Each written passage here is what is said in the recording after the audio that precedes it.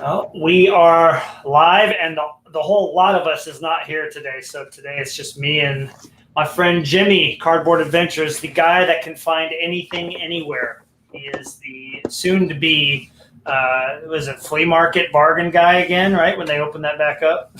Yeah, well, we're again under lockdown here in Ontario, Right. and the really good flea market closed permanently because of COVID. They lost so much money. Man, that's such a bummer. So there's one more decent one in my area left.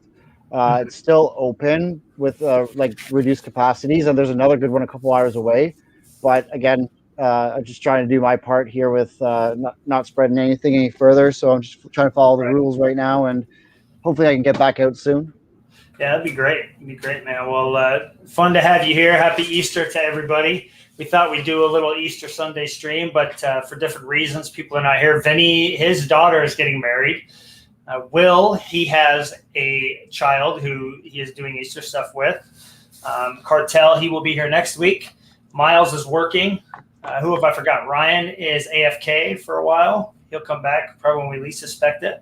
Who am I forgetting? I'm forgetting a couple people, aren't I? Did you mention? Nick. Nick. Yeah. Yeah, Nick is out having adventures with his wife. This is time to spend with his wife, so he'll be spotty at times. But Jimmy and I thought we'd come on here and just kind of talk about some random things. I think different collectors can relate to some of the things that we're going to talk about. And you've got somebody in Jimmy who's been collecting since he's very, very young, and I collected hockey, and then I stopped, and now I'm really getting back into it. And I've got some questions for him and some thoughts. But Jimmy, I guess I would start with. Since the beginning of the year, we've seen, as we talked about, like a market correction, and then you're starting to see some really crazy stuff. But do you feel like we're starting to see a little bit of like a balance, like some things starting to fall back to like planet Earth, or are we still seeing like a slow increase, like to insanity with like where the market's at? Because you're always selling stuff, you're always moving stuff. So like, what are you seeing? Yeah, to be honest, right now, I honestly thought things were softening from just some recent sales about 10 days ago.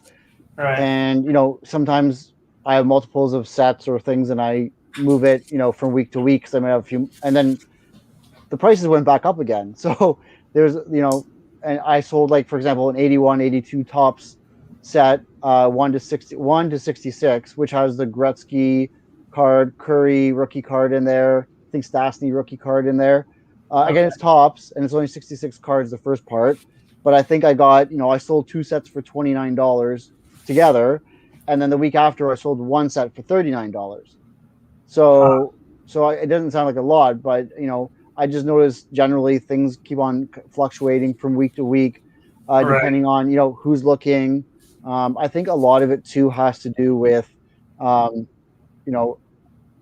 demand in a lot of Canada, from what I'm seeing, is driving a lot of the hockey card sales. Mm-hmm. For me, maybe it's because I'm in Canada. It'd be nice to hear like a U.S.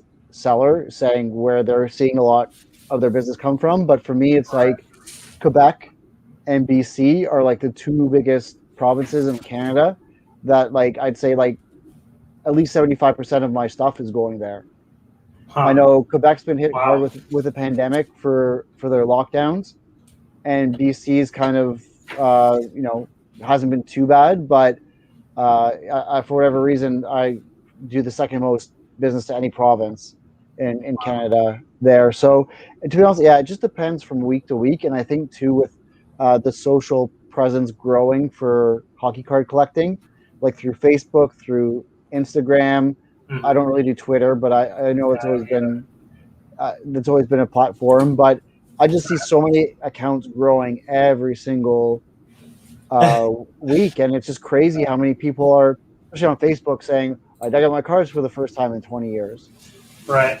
So I think that could be a lot to do with the fluctuations, where you're getting people entering the market and they're like, I want this, and they're all going for it, and then it kind of tapers off for a little bit, and then perhaps returns interest for certain things. I actually have a question kind of regarding like the popularity growing. My dad actually happens to be watching, and I got a question for him to throw in the chat. A question for my dad, and I'm curious for you too, Jimmy, is like with this team in Seattle starting to, build some hype up. The draft is coming up here, expansion draft's coming up here in 3-4 months. I'm curious if you're noticing the popularity. I mean, you've said the popularity for the sport is growing and collecting, but I'm curious, like in the U.S. and especially in the Seattle area, like whether the hype is starting to get generated. Because I'm hearing people, like when I went on vacation, I wore this hat around and people were like, hey, yeah, go Kraken. Like people are starting to. So I'm wondering if it's kind of just spreading all over the place, the popularity of hockey, let alone just collecting. I mean, I think so. I mean, to be honest, like I do a lot of business with people in California, for example, as well. Mm-hmm. So again, just on that, like generally I find on the coasts for whatever reason of Canada and US, that's like the hotbed for whatever reason. I don't know what it is. Like Vancouver's like such a hotbed for card collecting. Right. And I just find generally too like California, Florida, like it's all like I don't know why it's the coastal places, but not saying the central parts aren't popular because they are, but just a lot of the bigger markets are coastal provinces or states. Right. From my perspective. That's interesting too. I mean, do you do much business with people in Seattle or in the Washington State area? Have you had too many people grab stuff from you from there? A little bit. Probably, I would say it's not like the maybe the top 5, but it could be in the top 10 for states in the U.S. I do business with them. I'd say a couple packages a week, perhaps. A couple packages a week. Interesting. I'm actually gonna throw out. Nam just joined us.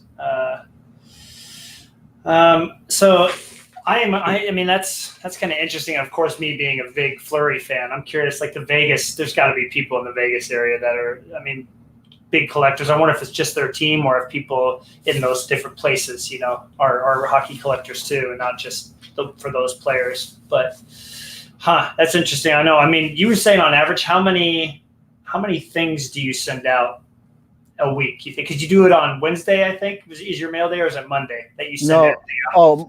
Everything goes out Monday. All right. All my auctions usually end Saturday, and then everything gets shipped out Monday.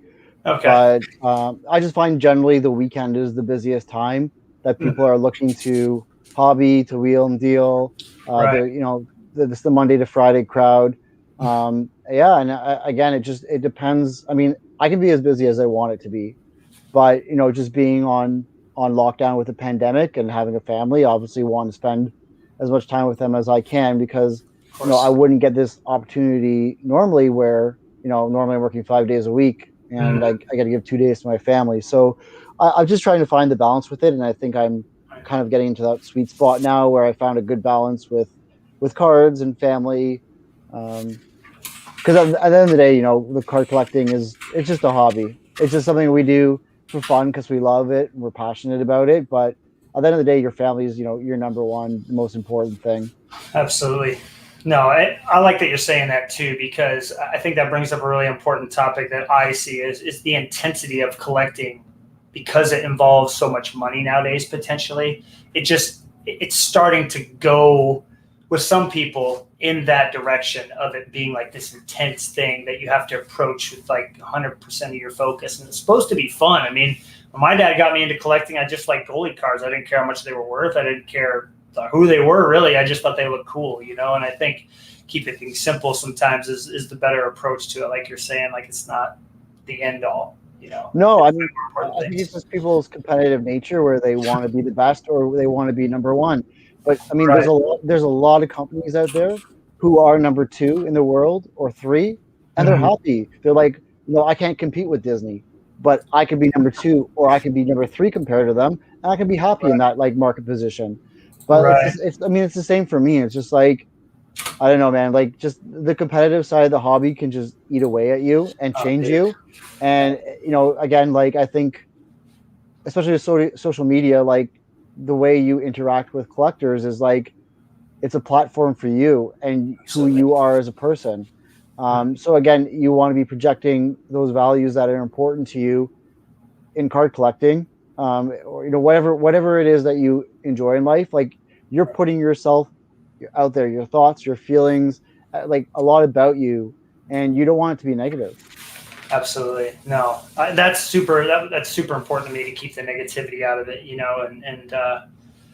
But I think it's important too to, the people that you interact with and find on Instagram, you need to find people that kind of have that same mentality, and that's, if you go and look at my profile, I think I follow half the amount of people that follow me. And it's partly because, like Vinny, I want to see something from them that makes me think like, okay, they're going to be somebody positive to interact with. Not to say that the other 300 that I don't follow aren't, but when people are just kind of posting cards and there's no real personality to it, or they're, doing razzes and stuff all the time, there's nothing wrong with that at all. But for me, I try to surround myself with like-minded collectors like yourself and Miles and everybody else that's on here, and seeing the why you collect certain cards and what it means to you. I think that's what it's all about. And I think people need to be careful not to lose focus of that. Like, there's money to be made in the hobby, but you want to try to do it in the right way. You don't want to try to do it by, messing people over and saying, oh, Jimmy, even though I said you could have this flurry for $20, I think that guy offered 30, somebody give it to him, stuff like that. I think you really have to be mindful of nowadays, because it's happening a lot more than it used to. I mean, think about the hobby a year ago when COVID first hit. Mm-hmm. It was not like this at all, man. It was really laid back, and you're going to flea markets and finding cool stuff, and $5 here, $10 here. But now it's like, you've got something coming that's really exciting, and you did not get it for cheap. So you had to get, things are just getting pretty. Yeah. But I mean, this is what people have to remember. Like, at the end of the day, like, for me, I'm a lifelong collector, and I don't think that will ever change. I want to collect for the rest of my life.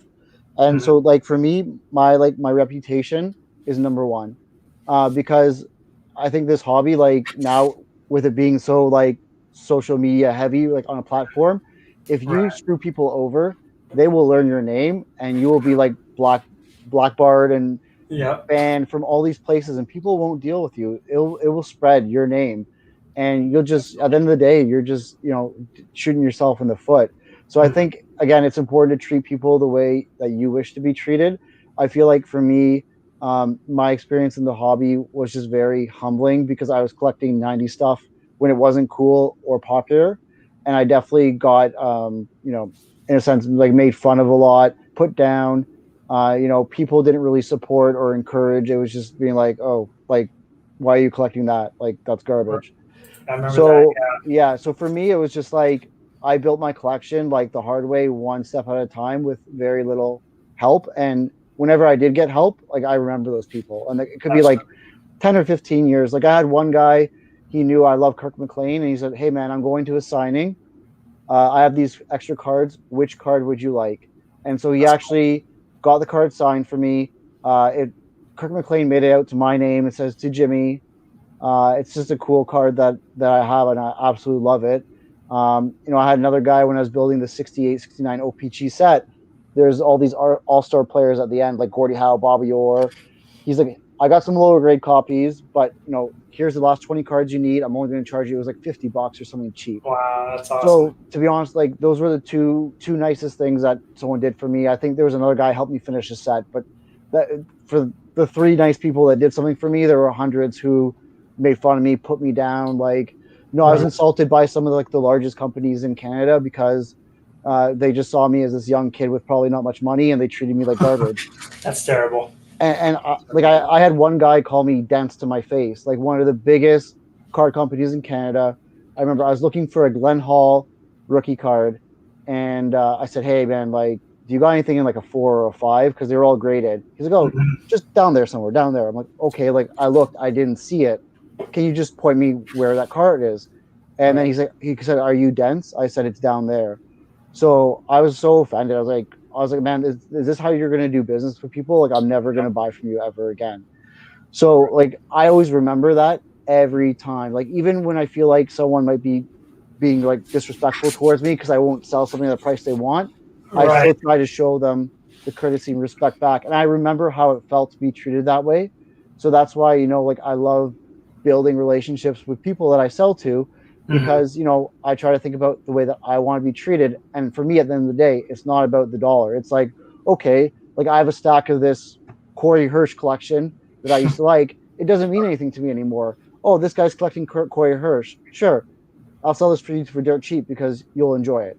Absolutely. Like, for me, it's like, I like to give cards another life. So, like, I feel like I've been growing in the hobby So, why have this like PC of Ron Tugnut, for example, sitting when I know other people collect them and they can enjoy the cards? Like, I mean, at the end of the day, in anything in life, you need to like grow as an individual and as a human. So, Yeah. what you're collecting now might not be the same in 10 years. It's going to change and you're going to evolve as you collect. And, you might get to the point where you're buying, $50 cards, $100 cards, or you might just always be that guy who says, I like the small guy. I like the Geeky Bears of the world. I like, Yuri Lettinen. Like, I'm just throwing out names. Right. Like, Yeah, there's for sure. people that collects every player, and that's great. I mean, we need people in this hobby that will collect those lower end guys because I feel like the $1 to $10 card purchases make up like 90% of the hobby. Well, and that's what makes the collections. I've even said that when I was collecting A-Rod, and I say it to everybody. When you get into collecting a player again after being out of it for so long, don't start with the the gold refractor out of 10. Don't yeah, those are amazing, but look at what the base cards and the little cards have to offer and build it up that way. And when I got into collecting Jocelyn Tebow, I was lucky enough to find the gold out of 59, but there was a lot of cheaper stuff and doing a sport lots thing, and you get all these cards in, you're like, this is cool. Like really looking at the finer details and and I think too that it's the hockey community continues to surprise me all the time. Flyers collector, he just sent me a Tebow premiere date. I was just like, people just send stuff to you in this community, and I've not really experienced anything like it, and it's so refreshing and wonderful. And I think that's why I found myself being so drawn to like really diving deeper into hockey. I mean, I don't know if this will happen, but a couple of days ago, I asked my good friends. I go, so if I sold my A-Rod collection and kept like 200, how would that make you feel? And then one guy's like the angel on my shoulder, like, don't do it, and then the other one's like, sell everything but 200. And then there's everybody else in the middle being like, well, maybe, so it's one of those things. I think what you said too is like, you got to collect what makes you feel good, what you love. And I feel like I see a lot of people in baseball and other sports collecting what's going to make them money down the road. And there's nothing wrong with that, but I just can't collect that way. I have to have something vested in who I collect. And so my next question for you is this, is there a player in your collection? I mean, you have different collections of different things. Like, is there a player that you are like completely vested in, like not just their performance on the ice, but as the person too, that, I mean, is like makes you want to collect them more? Is there anybody like that? Yeah, I mean, funny enough, mostly I find goalies are usually very personable. A couple good examples is like Fred Brathwaite, for example. Mm-hmm. He was always a guy that I really respected. He was a Canadian, a little bit undersized, short guy, but great personality, like kind person. And he always kind of battled hard, and I always appreciated and liked him. So when he went over to Germany, I actually wrote him a couple letters, and he always wrote me back, and he sent me stuff like from his German club. Like I got like a signed postcard. He sent me some cards as well. So just guys like that. I had the privilege of meeting Mike Palmatier when I was in hospitality, and he played for the Leafs in the 70s and the 80s. Okay. And it's funny because I always heard from my family negative things about him. And so, but it was completely different when I met him. He is such a nice guy. And like some of these like former athletes, like you don't know like the kind things they do. Like I saw him in the lobby all the time. Like guys would come in with sticks. He would sign them. He would like talk to them like real people. Because for them, it was like the memories of seeing him play, and it meant a lot to him. And it meant a lot to Mr. Palmatier as well, where like him and I actually never talked to him about his NHL career. We talked like every day about playing minor hockey. Mm-hmm. He is so interesting because he told me he wasn't a goalie until he was like 13. He was a player, and he was actually always leading his league in scoring, but he was too small, so he switched to goalie full time. Wow. But him and I, we just shared our minor hockey experiences, and we really bonded and connected that way, which I thought was really cool.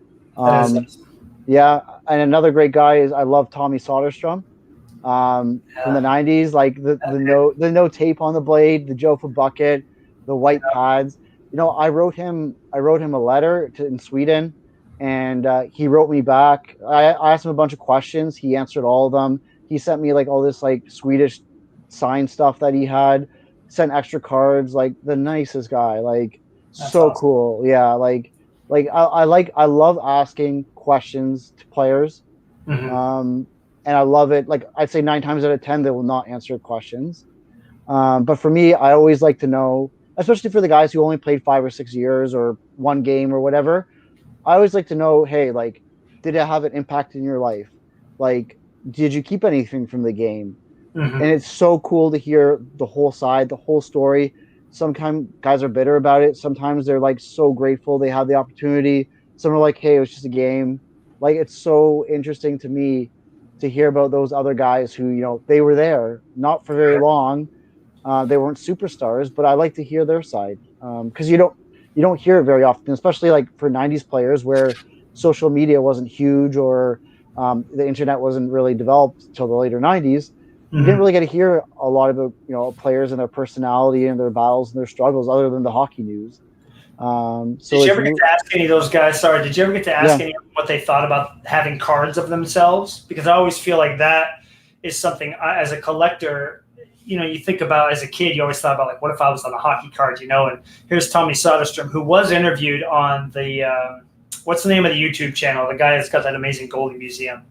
Oh, Um, Bruce. in the His name crease, is or Bruce. In the crease, yeah, limited or something like that. yeah. Yeah. So he has a YouTube channel and he interviewed him on there. I don't know if you had a Oh, that's chance to cool. watch I'll have that. to check that out. Yeah. Yeah, he's such a nice guy, but he would always put it up there a few days early, and he would give me and other guys a chance to like ask questions, and I would always ask, "What was it like seeing your first card?" Because a lot of those guys, it's the upper deck rookie, and he had a guy on there who had a Young Guns, Brent Cron, I think Brent Cron, is it Oh, Cron?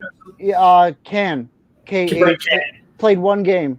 Yeah, for the Ducks or something, right? Like, Dallas Stars, and I think oh, Dallas. Okay, he I remember he was in the hockey card stories. I was pretty sure, but okay, he I think he went in the third period and gave up a bunch of goals, and he was like, just at the time he was like, I was so happy to be there, and then afterwards I realized like, oh, like I don't think my performance was very good, but yeah, no, right. I love hearing from those guys. And before the call, I was mentioning to you, I have a collection of goalies who played only one game in the NHL.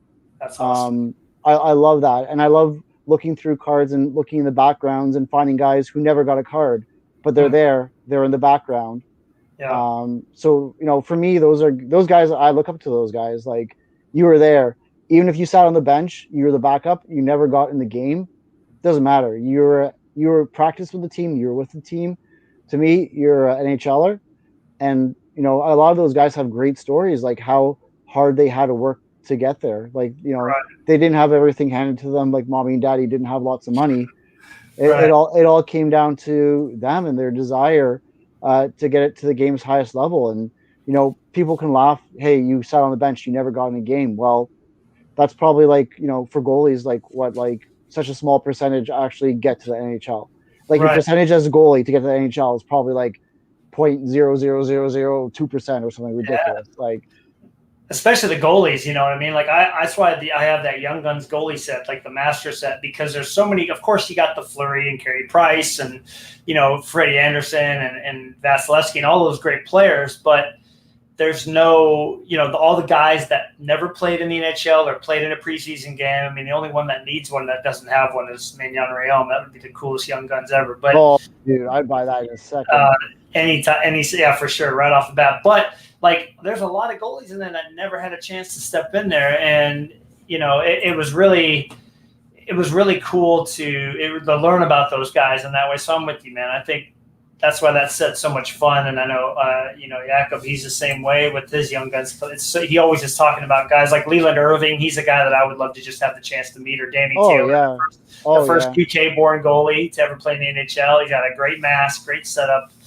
But I mean, it makes me think too, like how many of those guys, if given a different opportunity, would have made it, because wasn't Roman Cechmanek like 30 when he finally got to the league, and then he ended up being a beast for like 4 or 5 years? I mean, it's like some of these goalies, when they get Kevin Lankinen, he's been playing amazing, and he's 25. Like, how do these guys go so long without ever getting a shot? And so it definitely makes me wonder, how many of those, early one time, never got a chance to play in the NHL goalies would have been great on a different team or in a different situation. So Yeah, I mean, yeah, goaltending is really funny, and like definitely pro players like now, like the difference in skill is like so minuscule.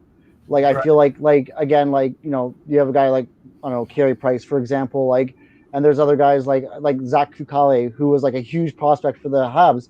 Like skill level, I mean, you can't really compare them, but I'm sure if you saw them in practice and you didn't have a name on the jersey and exactly the same gear, you'd be right. like, hey, these guys both look fantastic. Like the difference in skill level is like so marginal. Like you don't even realize it. It's funny. I was telling my dad this. If you're still watching, Dad, here's your team shout out. The one I'll give them all podcast.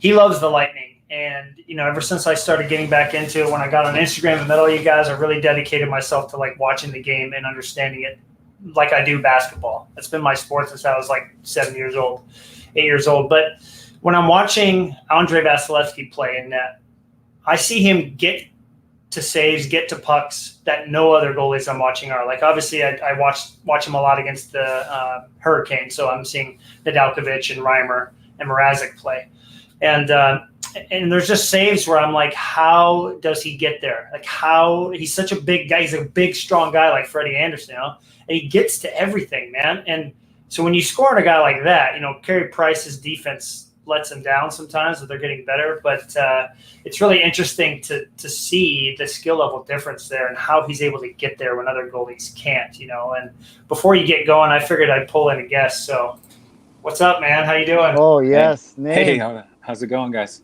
Good. Good. I don't think we've ever talked like face to face before. No, we haven't. That's Yeah. cool, man. Nice to meet you officially. Yeah, nice to meet you officially too. Thanks for Yeah. the invite. I appreciate it. Yeah, well, there's a topic that's coming up, and I thought, man, he'd be perfect to bring in and chat a little bit because I brought up to Jimmy, who do you collect and why? Like, I know for you, your collection is big on like collecting guys that culturally mean a lot to you, but I feel like that there's something in your heart that tells you that these are the guys to collect, and I definitely am having that experience right now. My favorite player since he got drafted, and so I think that's a big part of collecting. Yeah, for sure. So Jimmy, you were talking about some of those goalies that played once. I mean, who would you say though is like a player that by far means the most to you that you collect?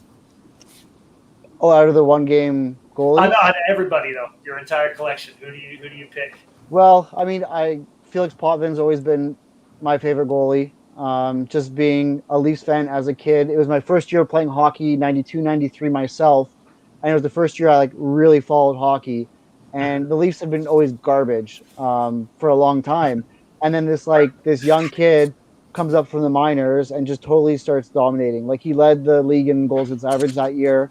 It was just unreal. And just every time I look at a Potvin card, I'm taking back to that first year as a kid playing hockey, like the innocence of it, like going to those 6 a.m. practices, getting McDonald's after the game because our arena actually had a McDonald's attached to it, so you could smell the fries during your practice. That's awesome. Oh man, it was so cool. Like it was, like every time I look at a Potvin card, I'm automatically like transported back to that as a kid. Just enjoying the game. I was absolutely terrible, could barely skate, but I just loved being out there. Loved going to McDonald's after the game, getting those fries, getting those cards, watching those like hockey night in Canada, like begging to stay up, like.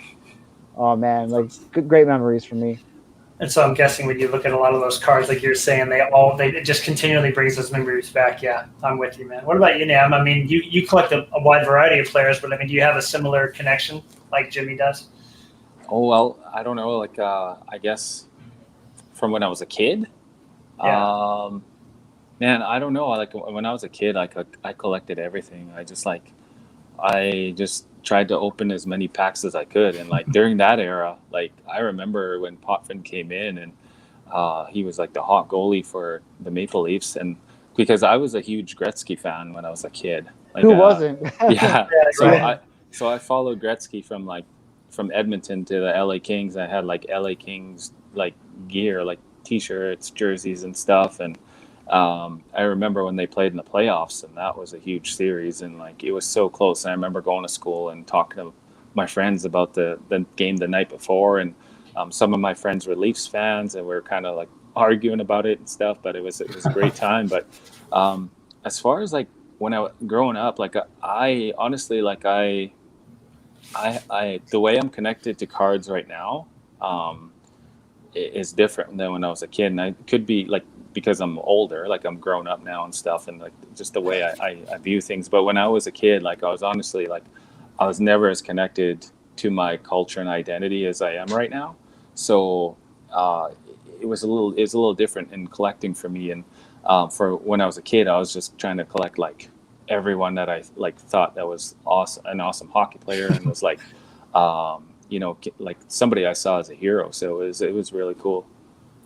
Right. I think that's a great segue into kind of where I was going for sure with this question, because, when I was a kid, like you guys, I looked at all the goalies as like these amazing players. I mean, their setup was cool. They were amazing. Ed Belfour, my dad always talked about his mask, so I thought he was the best. Felix Potvin's pinnacle rookie card, I remember that being like I don't know, that card always was ingrained in my brain since I was a kid. My dad being like, he is awesome. I'm like, okay, got it. But I'm with you too. Like my collecting now is more like I think about what makes me me, and if I played hockey, like one of the only regrets is that I didn't play when I was a kid and play goaltender, But when I watch, when I was a kid, I had the Penguins poster on my wall. So like right there, I was like, all right, I'm a Penguins fan. Tom Barrasso was my favorite goalie. But then I go and I watch highlights and I watch him and how he interacts with the media, and he's not he's friendly now, don't get me wrong, but back then he was kind of a pretty stingy guy. And so I watched, and I remember when Marc-Andre Fleury was drafted, and I continue to watch, and just the positivity that he plays with and the looseness. Always had the smile on his face, like you couldn't wipe that smile off his face. Right. Like, were you watching hockey at that time when like Fleury and Tutu were playing for Canada at the World Juniors?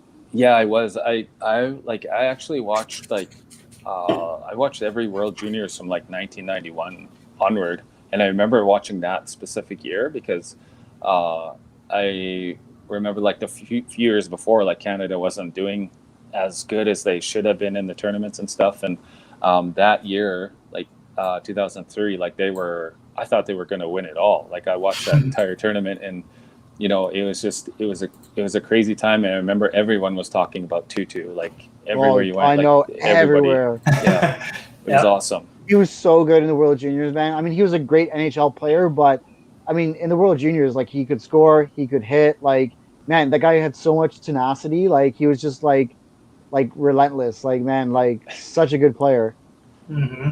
Yeah. And I remember too, like reading, like you get the Beckett's, that when you were younger, like you'd get a Beckett and you'd see that guy's rookie card was selling for a lot, and the hype was high. So I would kind of learn Jordan Tuta. I remember learning about him because when those cards came out that year, it was like everybody wanted to grab his rookie cards, because there was so much hype from the World Juniors. It kind of compared to Bowen Byram right now, like his cards are pretty crazy. He hasn't really done a lot yet, but he's on a good team, and he was amazing. I also watched my first World Juniors this year.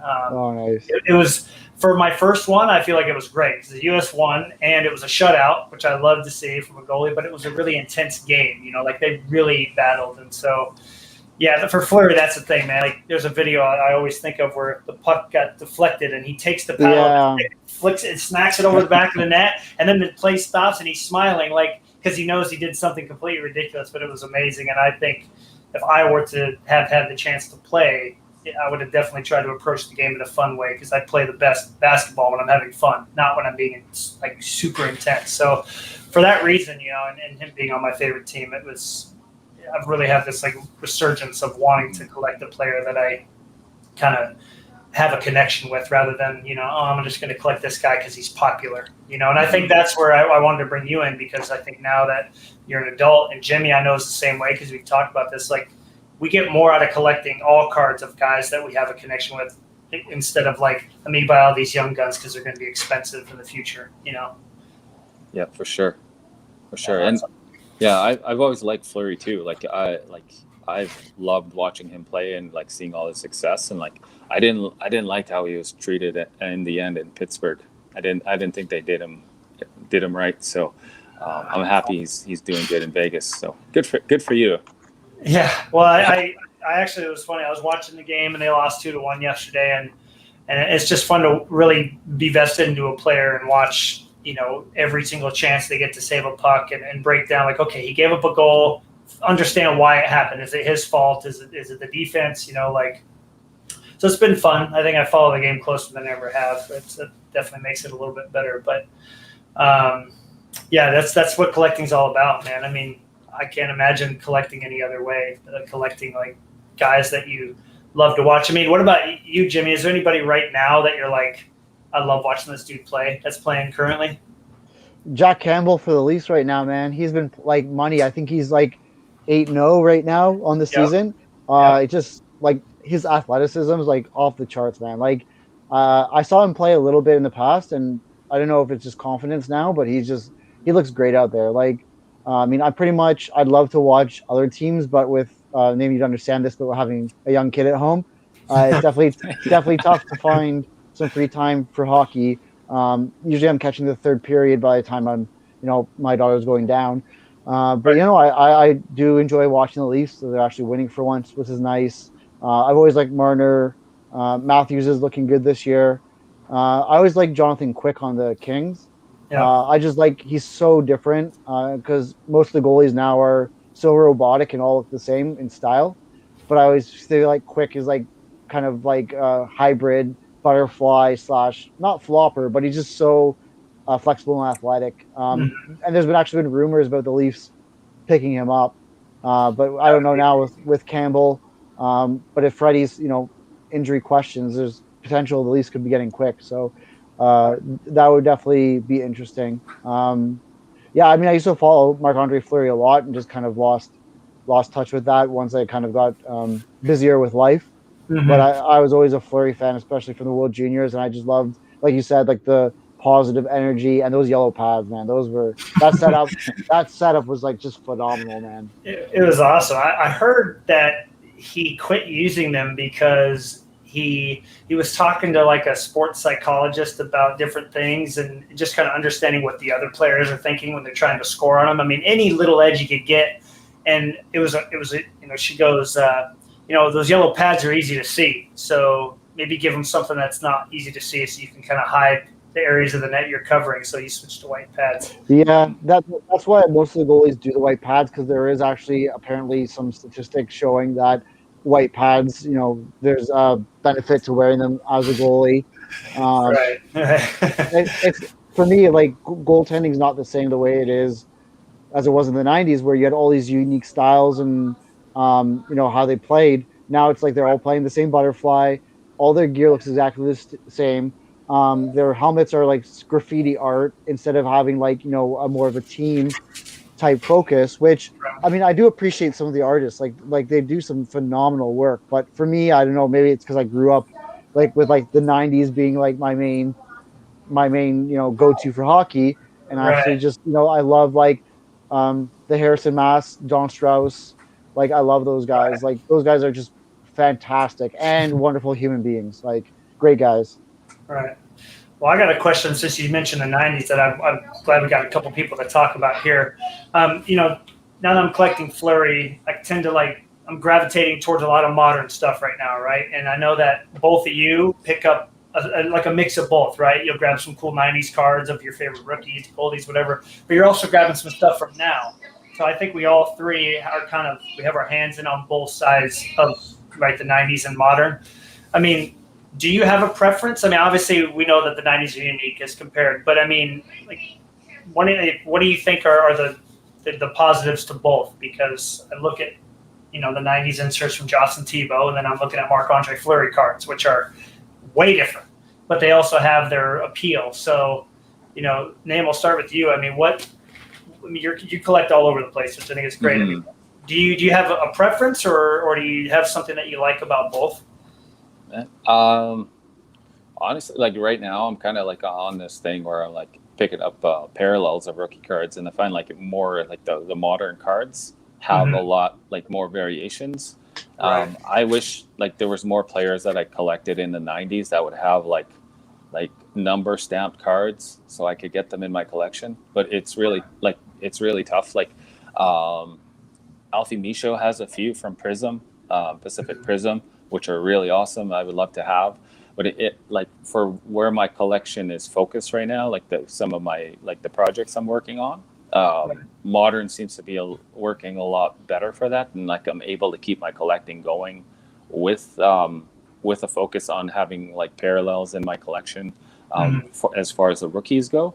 But I mean, there are like some sets in the 90s that do have some really awesome parallels. Like I'm working on the Jonathan Chichu Rainbow right now, and that set, like that Bowman CHL, that is a beautiful, beautiful looking set. So I mean, it just kind of like depends what year it is for me, I guess, when it comes to that. But I honestly, like, I wouldn't complain about getting a card from the 90s or from modern day for sure. Like I love them all.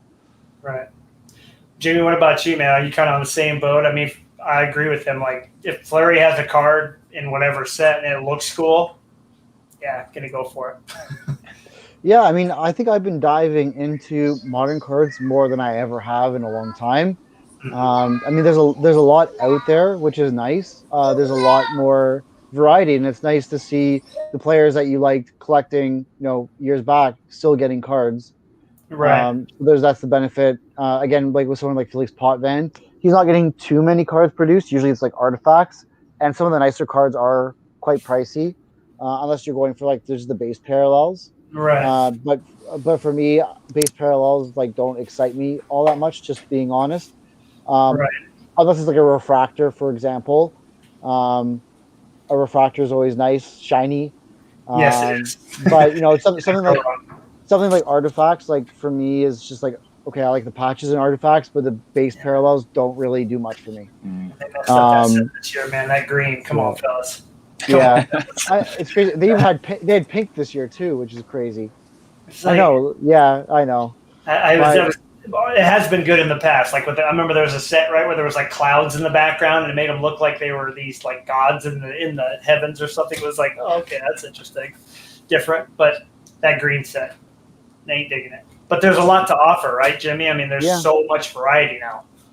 I mean, one of the benefits, especially now with a lot of 90s parallels, the rare stuff being so pricey with this boom we're in, a lot of the modern parallels aren't that expensive. They're very inexpensive for the most part, unless you're collecting someone like McDavid. But I mean, there's lots of opportunity if you like Johnny Gaudreau is a great player and his stuff is so cheap.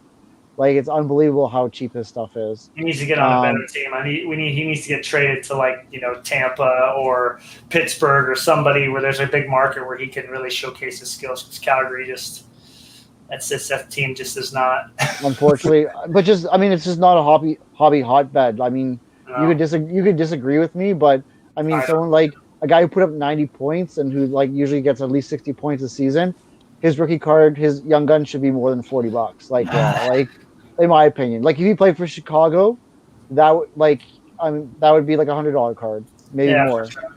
Yep. So it just depends on the market. I mean, there's lots of fans in Calgary, but for whatever reason, it doesn't mean necessarily higher prices for players. Right. At least from what I see for modern. Well, and I think the thing is too, like when you're talking about, is this a card that stuck out? When you're talking about modern does have something to offer that the 90s doesn't. Like if you think about like cards like this, like the ice scripts, like clear acetate cards with autographs on it. Like the 90s never had anything like that. So I think for me, that's what's so fun to go and find things that that modern can offer. And I think you would both agree that the 90s never did. It makes it exciting and fun to learn about all that. But yeah, there's always so many parallels. Can get a little overwhelming at times. Yeah. Well, Matt, I actually got to get running here, and sorry, Jimmy, I got to go too. So no worries, man. It was nice to talk to you. We'll have to have you back on sometime. Thanks for jumping in for a few. Yeah, I'd love to. I watch this as much as I can, and I love listening to all the banter that goes on about cards. And you guys are all really knowledgeable, and it's cool. It's really cool. I hope this show explodes because you guys are doing the work. So I appreciate that. Thank you. Thanks for popping in, man. See you guys. Take care. Yep. Take care. And he has made it. If I had a golf clap sound, I would do the golf clap. Just a nice, just a quiet. Yeah, a slow clap. How's it going, Cartel? You doing well? Good. How's it going, guys? Sorry I've been so hard to pin down. That's okay. No big deal, man.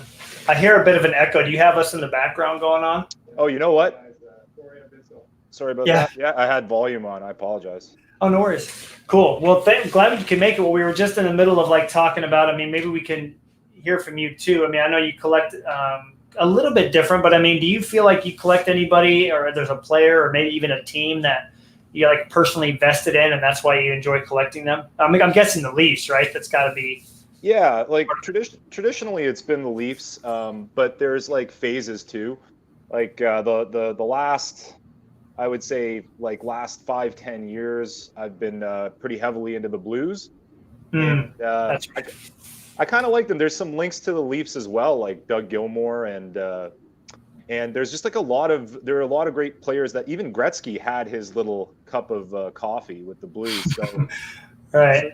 so it makes for a lot of interesting opportunities collecting some legends. But yeah, I've been pretty big into the Blues. I'm a big fan of Jordan Binnington, and certainly enjoying the ride, the roller coaster this year. But He's Richmond Hill, baby. He's a local boy, right? yeah, absolutely. And that that first year where he came on, kind of like I guess Jack Campbell's doing right now with the Leafs, was super exciting, man. And Right. as a collector, it's even more exciting because you have his stuff, and all of a sudden it's quadrupling, and then you're trying to source some more. It gets a little bit more difficult as a collector of someone who's hot and coming on like that.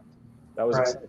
So, it's one thing. I was listening to the in the Crease podcast, or I believe it's called that. Correct. They get a new guy on there every week, and Garrett Sparks was on there a couple weeks back, and I was listening to it coming back from Washington, and he said something really interesting about Fleury, who we were chatting about earlier, and Jordan Binnington. He brought both of them up, and what I love about those guys is their personalities show on the ice. Now Fleury, his personality is a fun-loving goofball. He's just always having a good time out there and behind the scenes. But then Binnington, he's like, I remember the first time I watched him at an interview, I'm like, dude, what's this guy's problem? Like he seems like he's got a chip on his shoulder, but that is who he is, because that he's always been looked over for his whole career until he was a Stanley Cup champion. And then you see the like fake punch and all that other stuff when he was the antics leaving the ice that game. And I gained more of appreciation for, Garrett talking about him in that way. He's like, I like that they play, being themselves on the ice. And I think Binnington is a guy that I'm like, okay, now I have respect for the way that you play. And he doesn't like his interviews. You ever see some of his post-game interviews? Like, so Jordan, what'd you think of that play you did? Can you tell us all about that? And he goes, it happened like that. It's like, okay, got it. It's kind of funny in a sense. That's why we love goaltenders, right? I mean, like growing up, it was Patrick Waugh, and he was a weirdo, man, and people don't remember just how much of a weirdo he was. And he came onto the ice, talked to the posts, and was very aggressive and forward in interviews, and that's why he has so many great quotes, like the rings in the ears. Best quote ever. I see Binnington just following in that tradition. Like his best was, I mean, obviously we remember, do I look, what did he say? Do I look nervous? Yeah. Do I look nervous right now? But last year, going into the playoffs, it was, are there any adjustments? How are things going to be different? He's like, nothing changes. All right. What was Felix like though, Jimmy? Because I watched an interview post-career with him. There's a guy that collects goalie masks or makes them and then has them signed. He has a store in Canada. But he had an interview with him, and he seemed like he was kind of serious, like a little more serious than normal. But is he He's a calm and like level-headed guy. And he's just generally like very well-spoken, but very, I wouldn't say serious, but he's just very much straight shooter kind of guy. Like he doesn't really throw in the jokes here and there. He pretty much is a straightforward kind of guy, which I always respected because I always felt like he always treated people the same, and he treats people with respect, which I always liked. Right.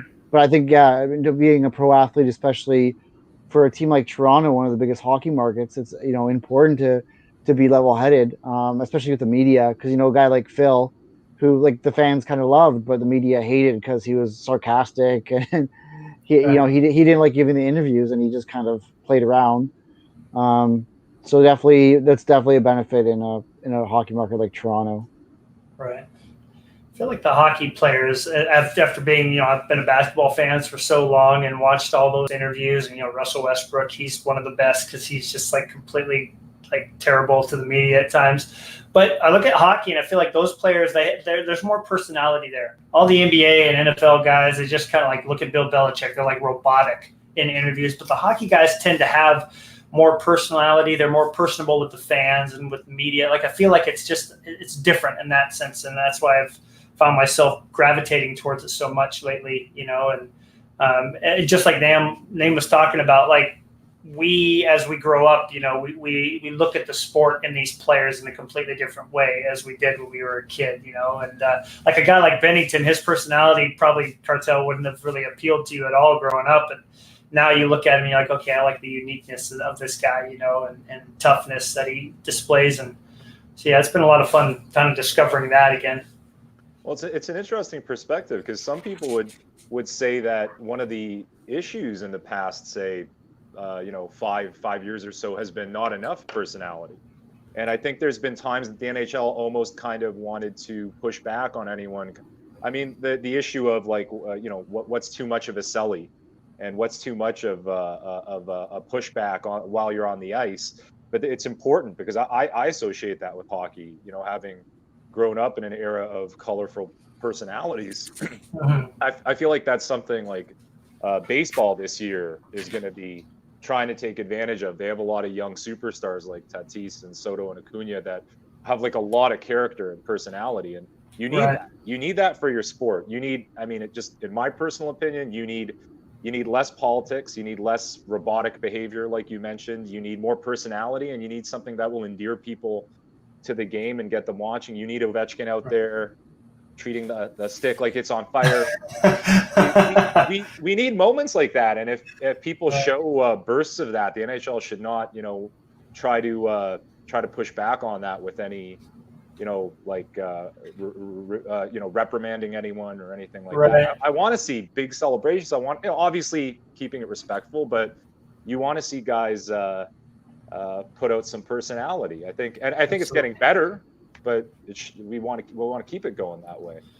No, for sure. I mean, Jimmy, your knowledge of the '90s is pretty substantial too. I mean, any goalies or players that stuck out to you? Because again, when I was watching the '90s, other than Patrick Watt's quote, which was, I can't remember if that was late '90s or early 2000s, but and Jeremy Roenick, there wasn't a lot of guys that I remember sticking out. I mean, is there anybody like, was Jim Carrey? Jim Carrey was only in the league for a little bit, so I don't remember him. Carey was pretty much he was aggressive on the ice, like with how he played, but off the ice, he was, pretty much straight shooter with the media.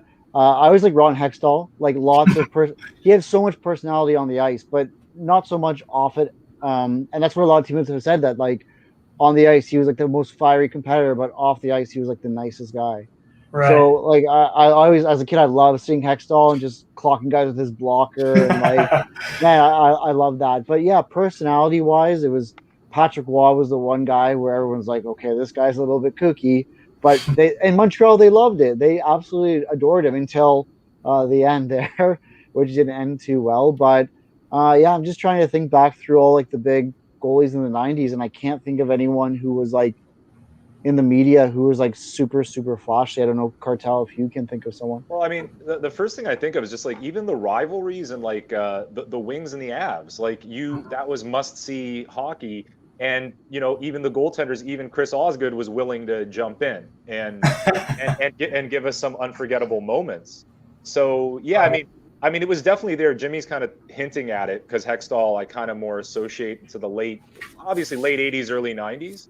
Right. But man, big personalities like Wendell Clark and Ron Hextall, and just Bob Probert's overall presence and being able to see that.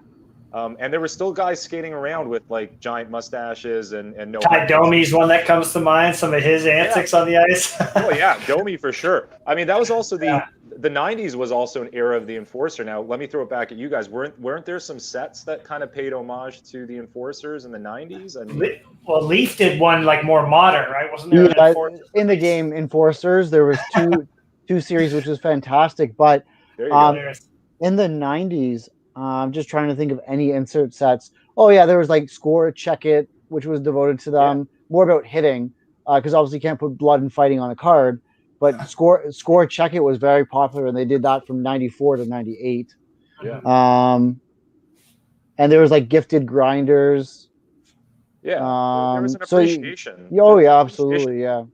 For sure. Needs to be, there needs to be. I mean, I was telling Jimmy before you got here, it's kind of refreshing for me and maybe for you guys too to have somebody who grew up as a hockey fan, but then left like, about the game and you follow the players, but you don't watch it intently, and just like studying all like, okay, why did the puck go there? And why did that guy decide to go there? Like the little things. And to really be keying on it this year, especially watching a lot of Carolina and Vegas and Pittsburgh games, it's been really fun to be like, okay, those fourth line grinders, like they really can wear down. If you throw them out there against their other team's top unit, you can really wear down those guys. And then, they become ineffective the rest of the game. So, I mean, it's been really fun to learn about all that. And you're right. There definitely needs to be more of those rivalries for sure. Erik Karlsson recently, he put on a pretty entertaining press conference, didn't he?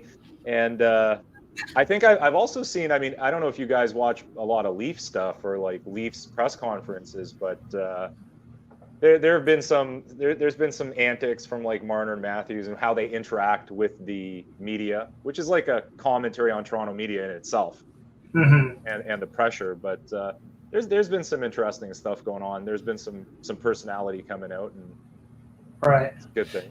I think it's nice for a lot of people. I mean, obviously there's certain places that are in lockdown that have no choice but to focus on their families and then watch some hockey. But I mean, for me, from what I've seen, it seems like the sport's in a decent place. I mean, I asked this question to to Miles. He and I were talking one night, and so I'm curious to just throw this at you guys since we're talking hockey. I'm coming from two lifelong fans. Why is the game so much more dump the puck in, trap, hold the guy, maybe jam it loose and throw it in front of net for a quick goal? There's not a lot of like Mario Lemieux coming down and going past five guys and scoring a goal. You just don't really see that anymore. Why do you think, I mean, obviously it's a big gap from the mid-90s to now, but why do you think the game has changed? I guess we'll go to you first, Jimmy, but like why has it changed so much, dude, in your opinion? Well, I mean, if you think about it, the NHL keeps on growing with the amount of teams. So you're having more players in the league, and it's crazy, the top players in the league, how, like, if you think about the best players and the worst players, there's a huge drop-off in skill. So you need to take advantage of that in a sense that like coaching is like the strongest it's ever been. Like you have like you can watch so much video. Like you can like you play now with the divisions. You're playing the one team like 8 or 9 times. So like there's so many ways to find edges. Like you don't necessarily need to be the most skilled team. You just need to be smart. When I was playing really competitive hockey, we went into a big tournament. And we weren't the best team, but we're like, okay, we're going to play very European style where we're going to try to score 1 or 2 quick goals at the start. And then we're just going to sit back, trap, play defense, not give them scoring opportunities, and try to win the game 1-0, 2-0, 2-1. Wow. It's not exciting hockey, but you can't go into like a firefight, like a guns a-blazing with glory with like Ovechkin, for example, if you're like the Columbus Blue Jackets. Like you got to play your matchups. You got to play your systems properly. And that's very much what the game is. It's not like the 80s Oilers where it's like, okay, guys, you're down 6-4. It's the third period. We need 3 goals. Just go out there and do it. It's very different. It's coaching. I mean, I read so many stories about the Oilers where it was like just so loosey-goosey. And there was even times where I forgot who was interviewed recently, but they said that in the 90s, they didn't practice their power play because then the other team didn't know what they were doing because they didn't know what they were doing. And they're like, we had the best power play in the league. So it's so I wish I remember who said that. I just heard someone on the news, like an older player, say that. That's hilarious. I wish I or were. something, or It was Curry. someone on one of the broadcasts. I wish I could remember who it was, but it was hilarious. But yeah, I mean, just the game is just the way that they look at it. Like the coaching staffs are so much smarter. They try to find any edge or advantage they have because there's salary caps. If you're a good team, you're at a disadvantage because you can't draft high unless you trade good players, and you're at a high. You don't have a lot of money to spend on players if people are leaving because you're paying your Crosby and your Malkin millions and millions of dollars out of your payroll. So they got to find ways to even the playing field in a sense.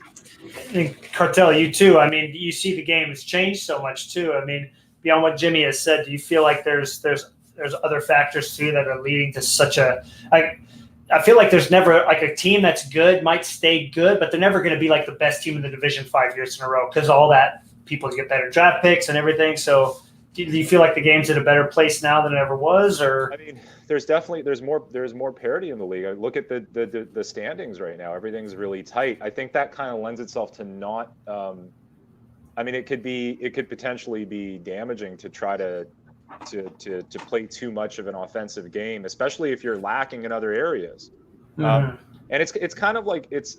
I mean, I believe in hockey. It might be simplifying it, but it's really following trends. The game was more wide open. Like we talk about when Gretzky was playing, the game was a lot more wide open. It was a time of expansion, and you could get away with certain things. And then in the 90s, eventually, the 90s was incredibly entertaining hockey, but then the Devils they figured out their thing. They played the trap, and then a lot of people adjusted, and it became more about strategy. So Jimmy's talking about coaching and that sort of thing. It becomes more analytical, and you kind of want to follow. Like I believe, as much as I love the Blues, and they were a fantastic team, they won the year they won the Cup.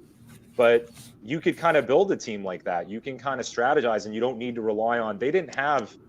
You say what you will about Tarasenko. I personally don't think he's ever lived up to the superstar status, but they didn't have, an incredible superstar. They were just solid all around.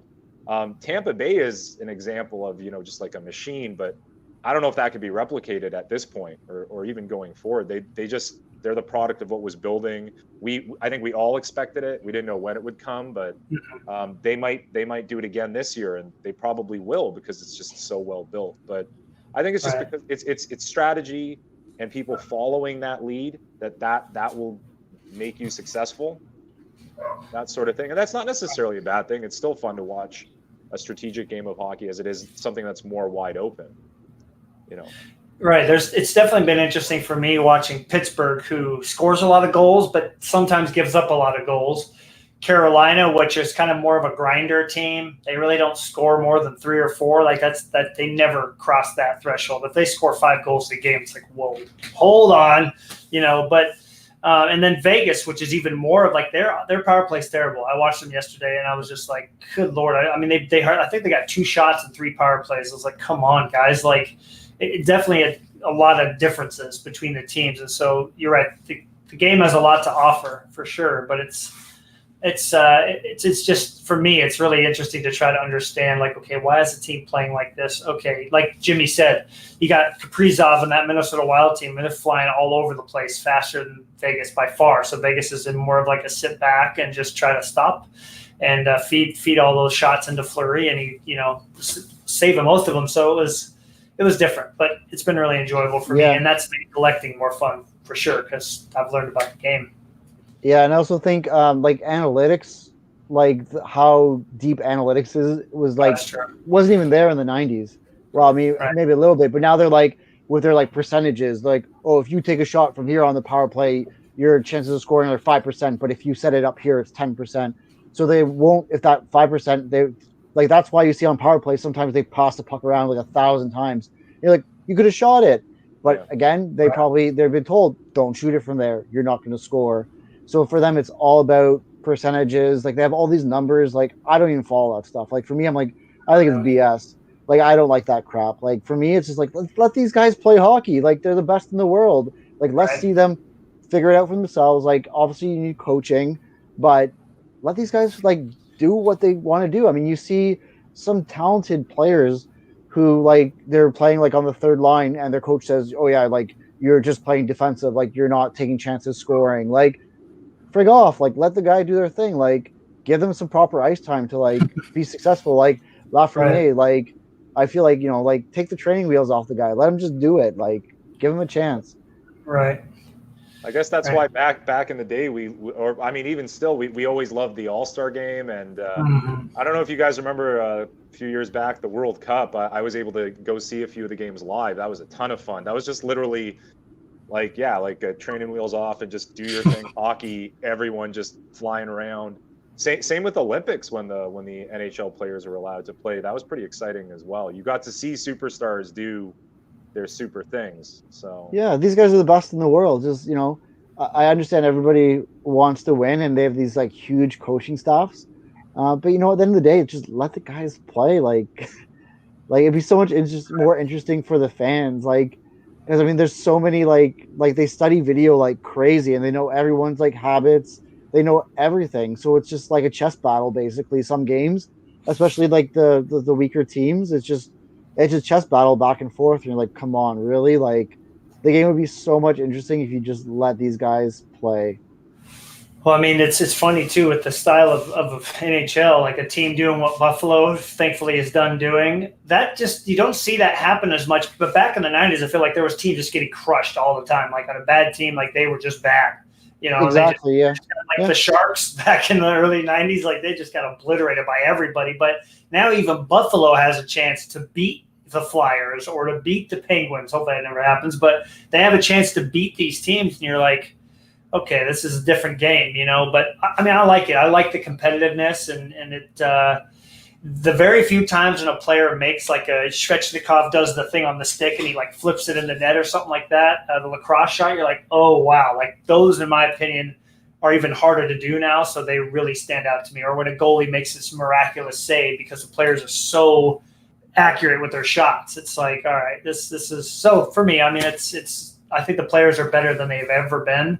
And hopefully, you know, Cartel, we were talking about this before you got here too at the beginning. Hopefully the popularity of the league is continuing to start slowly. And that you look at the market, Cartel, you said it from our first episode, market correction, you know, part of that has got to be the popularity of the sport coming back, right? It has to Absolutely. be. Yeah, for sure. You know? So, you know, I asked, go ahead. As hobbyists, we have to, I mean, I was just thinking about this the other day for just a bunch of stuff that was in the news. Like as hobbyists, you should be aware of everything that's going on with the sport and the league, because obviously you want it to succeed and have a good name, because then that affects your collection, the availability of cards. Right. In a lot of ways, I mean, we want the whole chain to be doing well. We want Upper Deck needs to be making money so that they'll keep making hockey cards, that that there's still demand, card stores will still be offering them. Mm-hmm. So yeah, and I still think there's space in the hockey market. I know that during the lockdown, a lot of my American friends are starting to get into the sport, and nice. that's positive. That's something every league should be taking advantage of during this very strange lockdown time. Right. Well, it's funny because we're going through in America, we're going through what you guys are going through now, and I think Canada's kind of figured it out a little bit more better as far as like how long to do it for. But that was really fun for me. I got more hyped for hockey during the lockdown than I've ever been, and it's even transitioned into now because I was stuck in waiting for the league to announce that they were coming back and listening to podcasts and just like learning about the game again. And I think a lot of people in America are hopefully doing that. And then I brought it up with Jimmy too, like with Seattle, they're a passionate sports town. Our Mariners have been terrible forever, but the Seahawks are great. The Sounders are really good. So I think there's a lot of hype. It's going to be interesting to see when an expansion team in North America gets off the ground, just like with Vegas, if that continues to build the popularity and bring more collectors to the market. I went to a couple card shops when I was down in Washington a couple weeks ago.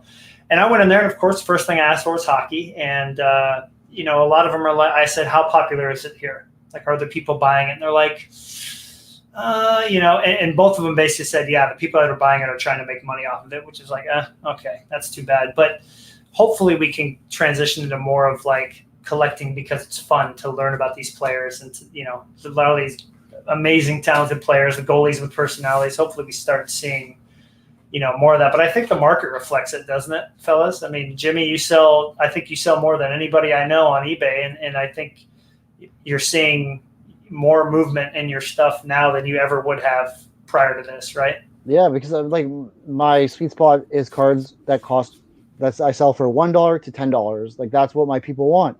And there's stuff I'm putting up and that I'm getting, $3-4 for that I couldn't even get 99 cents for, 6 months ago. So I see the popularity. I see people coming back into the hobby, which is incredible, but we need to keep them there. And I hate to say it, card collecting is no longer like a kid's hobby anymore. Like, I'd love to see the kids in because, when we're gone, you want someone to carry it on. But with the prices of boxes and packs and like Upper Deck Series 1 and 2, like, can a kid afford a $170 box or like paying $7 or $8 a pack? Like, and you're probably going to get base cards, like, and some insert that you can't even sell. So it's just, it's been like that for a while. I mean, it's been a long time since it's been like pretty much since the '90s, I would say, where it's just you can't even find product in most places in Ontario right now. If you go to Walmart, for example, everything's wiped out, and the Tim Horton stuff is great, but that sells out fast too because you get guys,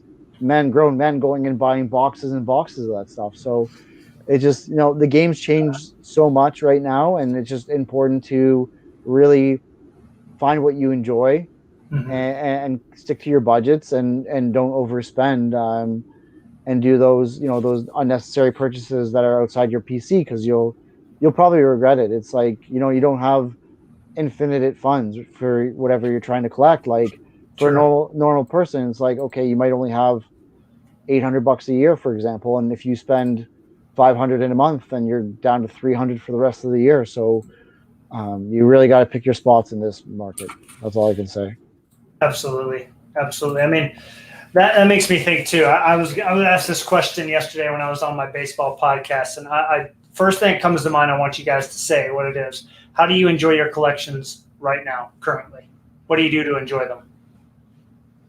Well, to be honest, like I have a lot of binders that I enjoy going through. Like I have, like for me, I love mask cards, like from the '90s, early 2000s. So I agree. I have the full run of every single Pinnacle mask, die cuts. I have the jumbo big cards. I'm missing a few of the promos from '98, but I just like going through those.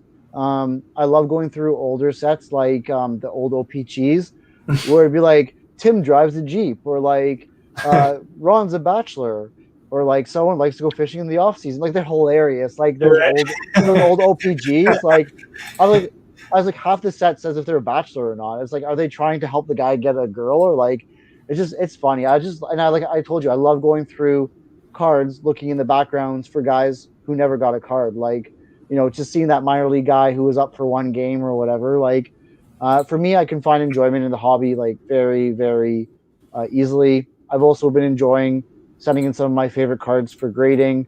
I know that's a completely different topic because things have changed with PSA. We won't get into it, but I mean, I was before that was wondering. going on, I was wondering if you guys discussed that. no, we haven't talked about it. But a PSA DNA is still open. They're still accepting submissions for autographs, which I have thousands that I've obtained, um, you know, directly from the athlete. So I sent in a bunch for that, which I thought was pretty neat. But unfortunately, guys, my time is come to an end because it's our Easter dinner here. Okay. So I'll be excusing See ya. myself. But continue the conversation, and I'll talk to you guys later. Yeah, see you, buddy. Take care.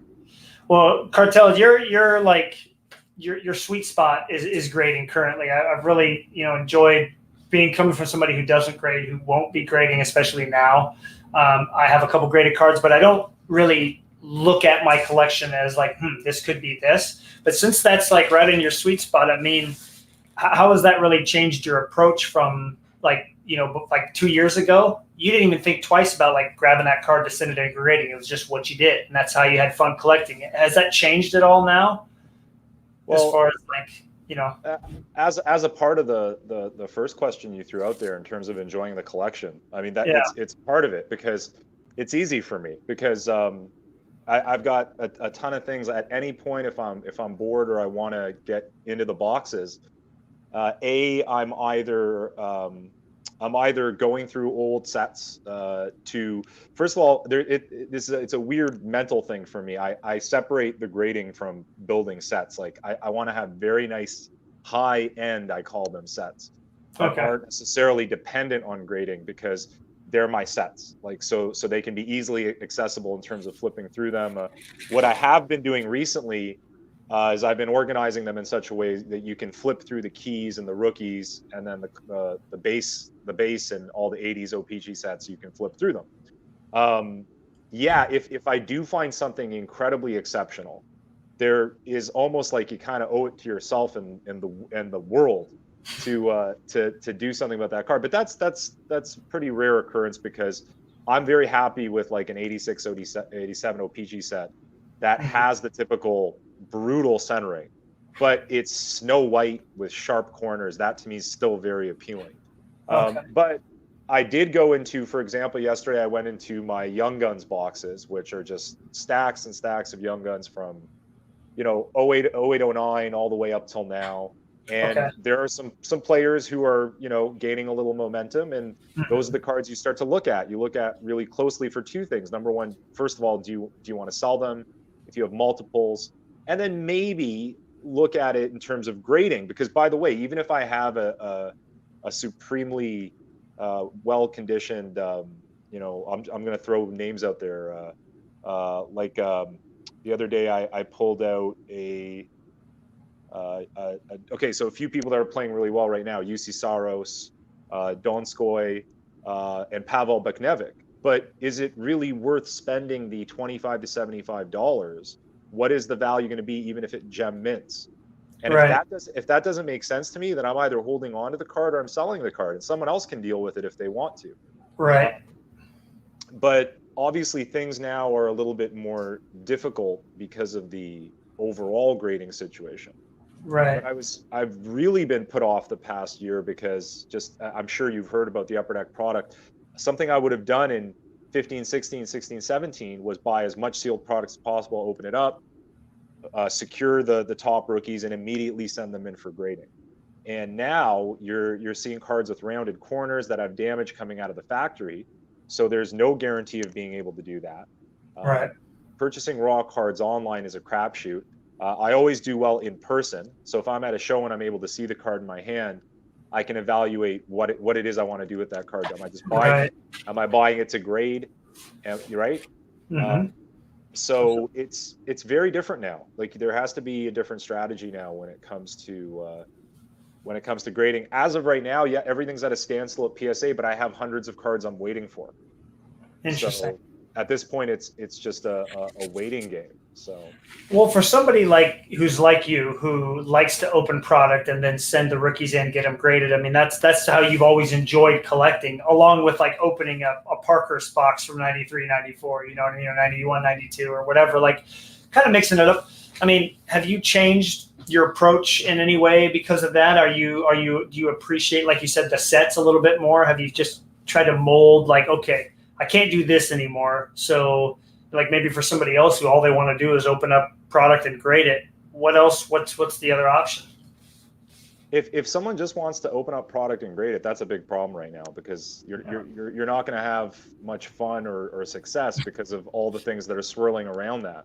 All right. I'd say the concept of the ironic thing is, one of my big plays in hockey, particularly right now, if you were to ask me, is sealed product, because so I would say it was it was probably around 15, 16, the Connor year, where this whole concept arose, where you want to get as many of the top rookies, secure them in good shape, get them graded. And that went on for, a good four or 5 years, but that's really stalled as of last year.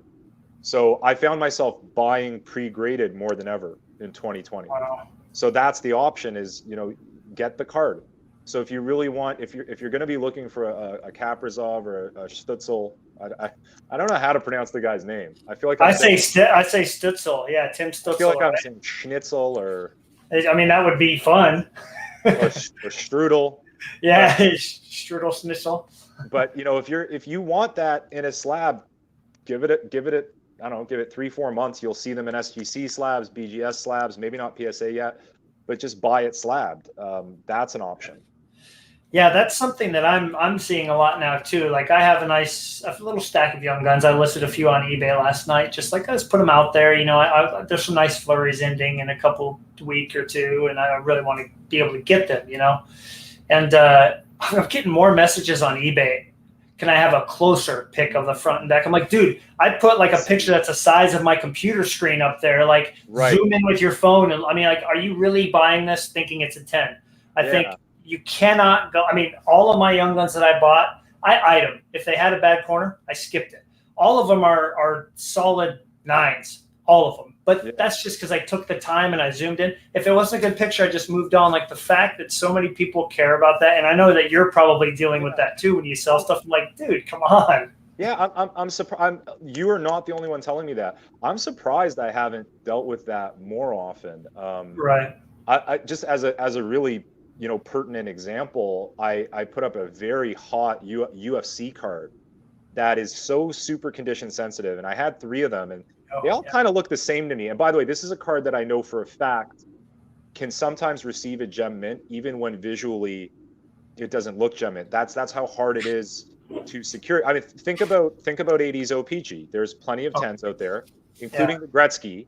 That too, if you just took it to a layperson, and you're like, what do you think of this card? Does this look like a diamond sharp card? They'll say, no, it looks like it was raggedly cut, but it's a PSA 10. So and of course, you can't make any guarantees. And I would never be the person who makes a listing that says PSA 10 question mark. Never. I'm very specific in my listing, but in the case that, so in this, it was a John Jones UFC rookie card. Okay. And so we're talking about a card that goes for over $100 raw. And so I had 3 of them. I sent one to PSA Express. That'll be interesting because that's coming back soon. Kept one for a set, and then I put one on eBay. Obviously, and by the way, a lot of people already have the mindset, oh, you put it on eBay because it's not going to grade. I didn't even think about that, but yeah, that's interesting. That's another take. So what I did in the listing was I made a few things clear. I'm very verbose in general, and in my listings, I put down, this is a near mint card that looks great from a very condition sensitive set. And the funny thing is, it got like 40, 50 bids. It went for like $120. No one asked for any additional pictures. The buyer got it. He never left feedback, but he got it. This was months ago. So I'm surprised I haven't had more of that happen. I'll admit that I've sometimes done that just in cases where it's difficult to see. Right. But by the way, I never expect that it's like such a celebration if 1 in 10 raw cards I've bought from eBay that I have a whole process. And look, if I look at it under light and I think it's like an 8, a 9, or by the way, in the case of Chrome cards, man, scratches, the sellers won't tell you. Look, and I don't immediately think they're being conniving about it. Maybe they didn't see it. I have to remind myself, a lot of people selling they're not professionals, they're not business people, they're collectors. Maybe they didn't tilt it and see the scratch. I don't know. I have not actually asked for a refund in years. But if one of the 10 raw cards I'm looking under the light looks good, and I send it out and it gets a 10, it's a celebration. It's gravy. You can't expect it. You can't expect that it's going to be a gem. So much out of your control too, dude. Like, yeah, you want to buy this Adam Fox Young Guns from me? Well, I don't know. I bought this from a guy like you. I don't know what he did to it. I don't know how he took it out of the pack. I don't know how he placed it in the top loader. You can ding the corner going into the penny sleeve. Like, so many factors. Who knows how many people have owned that card before you buy it from me? So it's like, I completely understand it, So what's so enjoyable about collecting Marc-Andre Fleury and then earlier 90s A-Rod stuff, I never wanted graded stuff because I knew, like, if you look at Pacific cards, dude, or the Flair Blue Ice, look at the back of those Flair Blue Ice. Yeah. Those things are always chipped.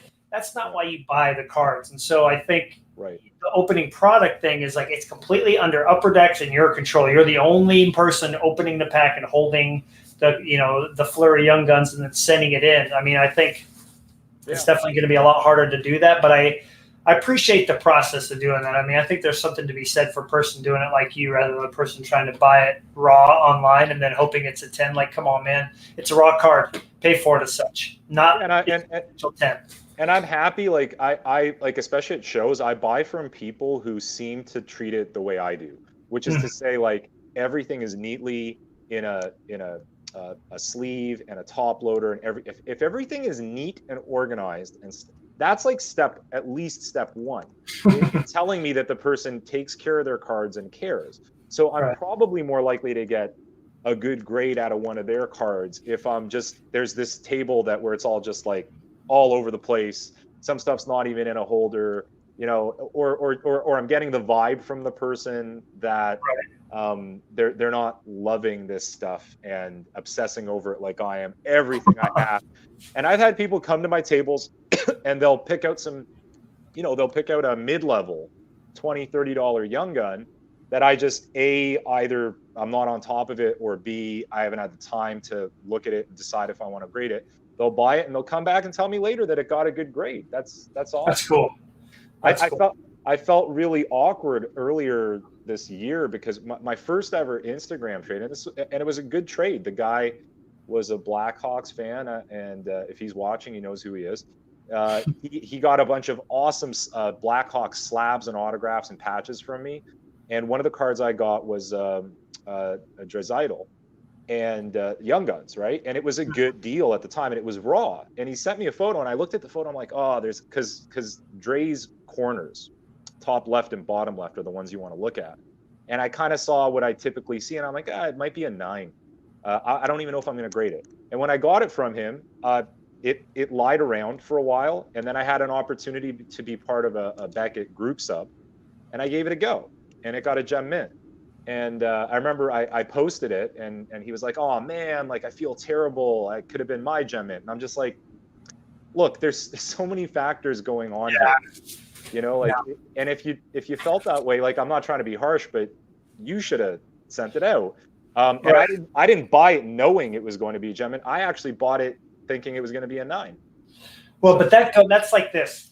I sell you that Adam Fox, and then you send it in and grade it. It gets a PSA 10, and then he ends up winning, the Calder, right? Yeah, best, like, I can't predict that at all. It is like once a card leaves your collection, you have to forget about it. You have to forget about like all my Ichiros that I sold to allow me to get my Young Guns goalie master set. Yeah. I'm not going to go back and look and see how much it sells 4 or 5 years later. Of course, it's going to be more because he's going to be in the Hall of Fame. But I know that it is once the cards are gone, they're gone. Like, be happy with what you get from it. And I think you can't have any regret when you're looking at the market in that way. I don't. You'll drive yourself nuts. Like, especially for me, I'm pretty much running this like a business right now. And it's like, I have to be making plays, and not all my plays are going to be perfect, or some in the past are going to pan out in a way that is going to depress me. I mean, look, I made my plays at the beginning of the season.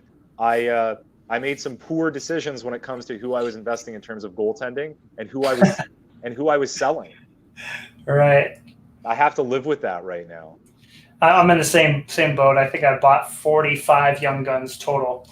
And some of them you just buy for like $2 and you're like, oh well, they're still $2 now. Whatever. Like those are like the easy ones. But it's the Patrick Laine card I bought. Yeah. I'm not happy about that because it's the same price, if not cheaper, than what I paid. Same with Taylor Hall. But what's fun about the Young Guns is those players go to another team. Like if Taylor Hall does go back to the Oilers for the trade deadline, and they win, like his cards will go right through the roof again. So it's like the Young Guns are fun. You can swing and miss on a few, but you can also hit a home run with a few of them. I mean, like, not Joel Farabee obviously, but Marty Natchez.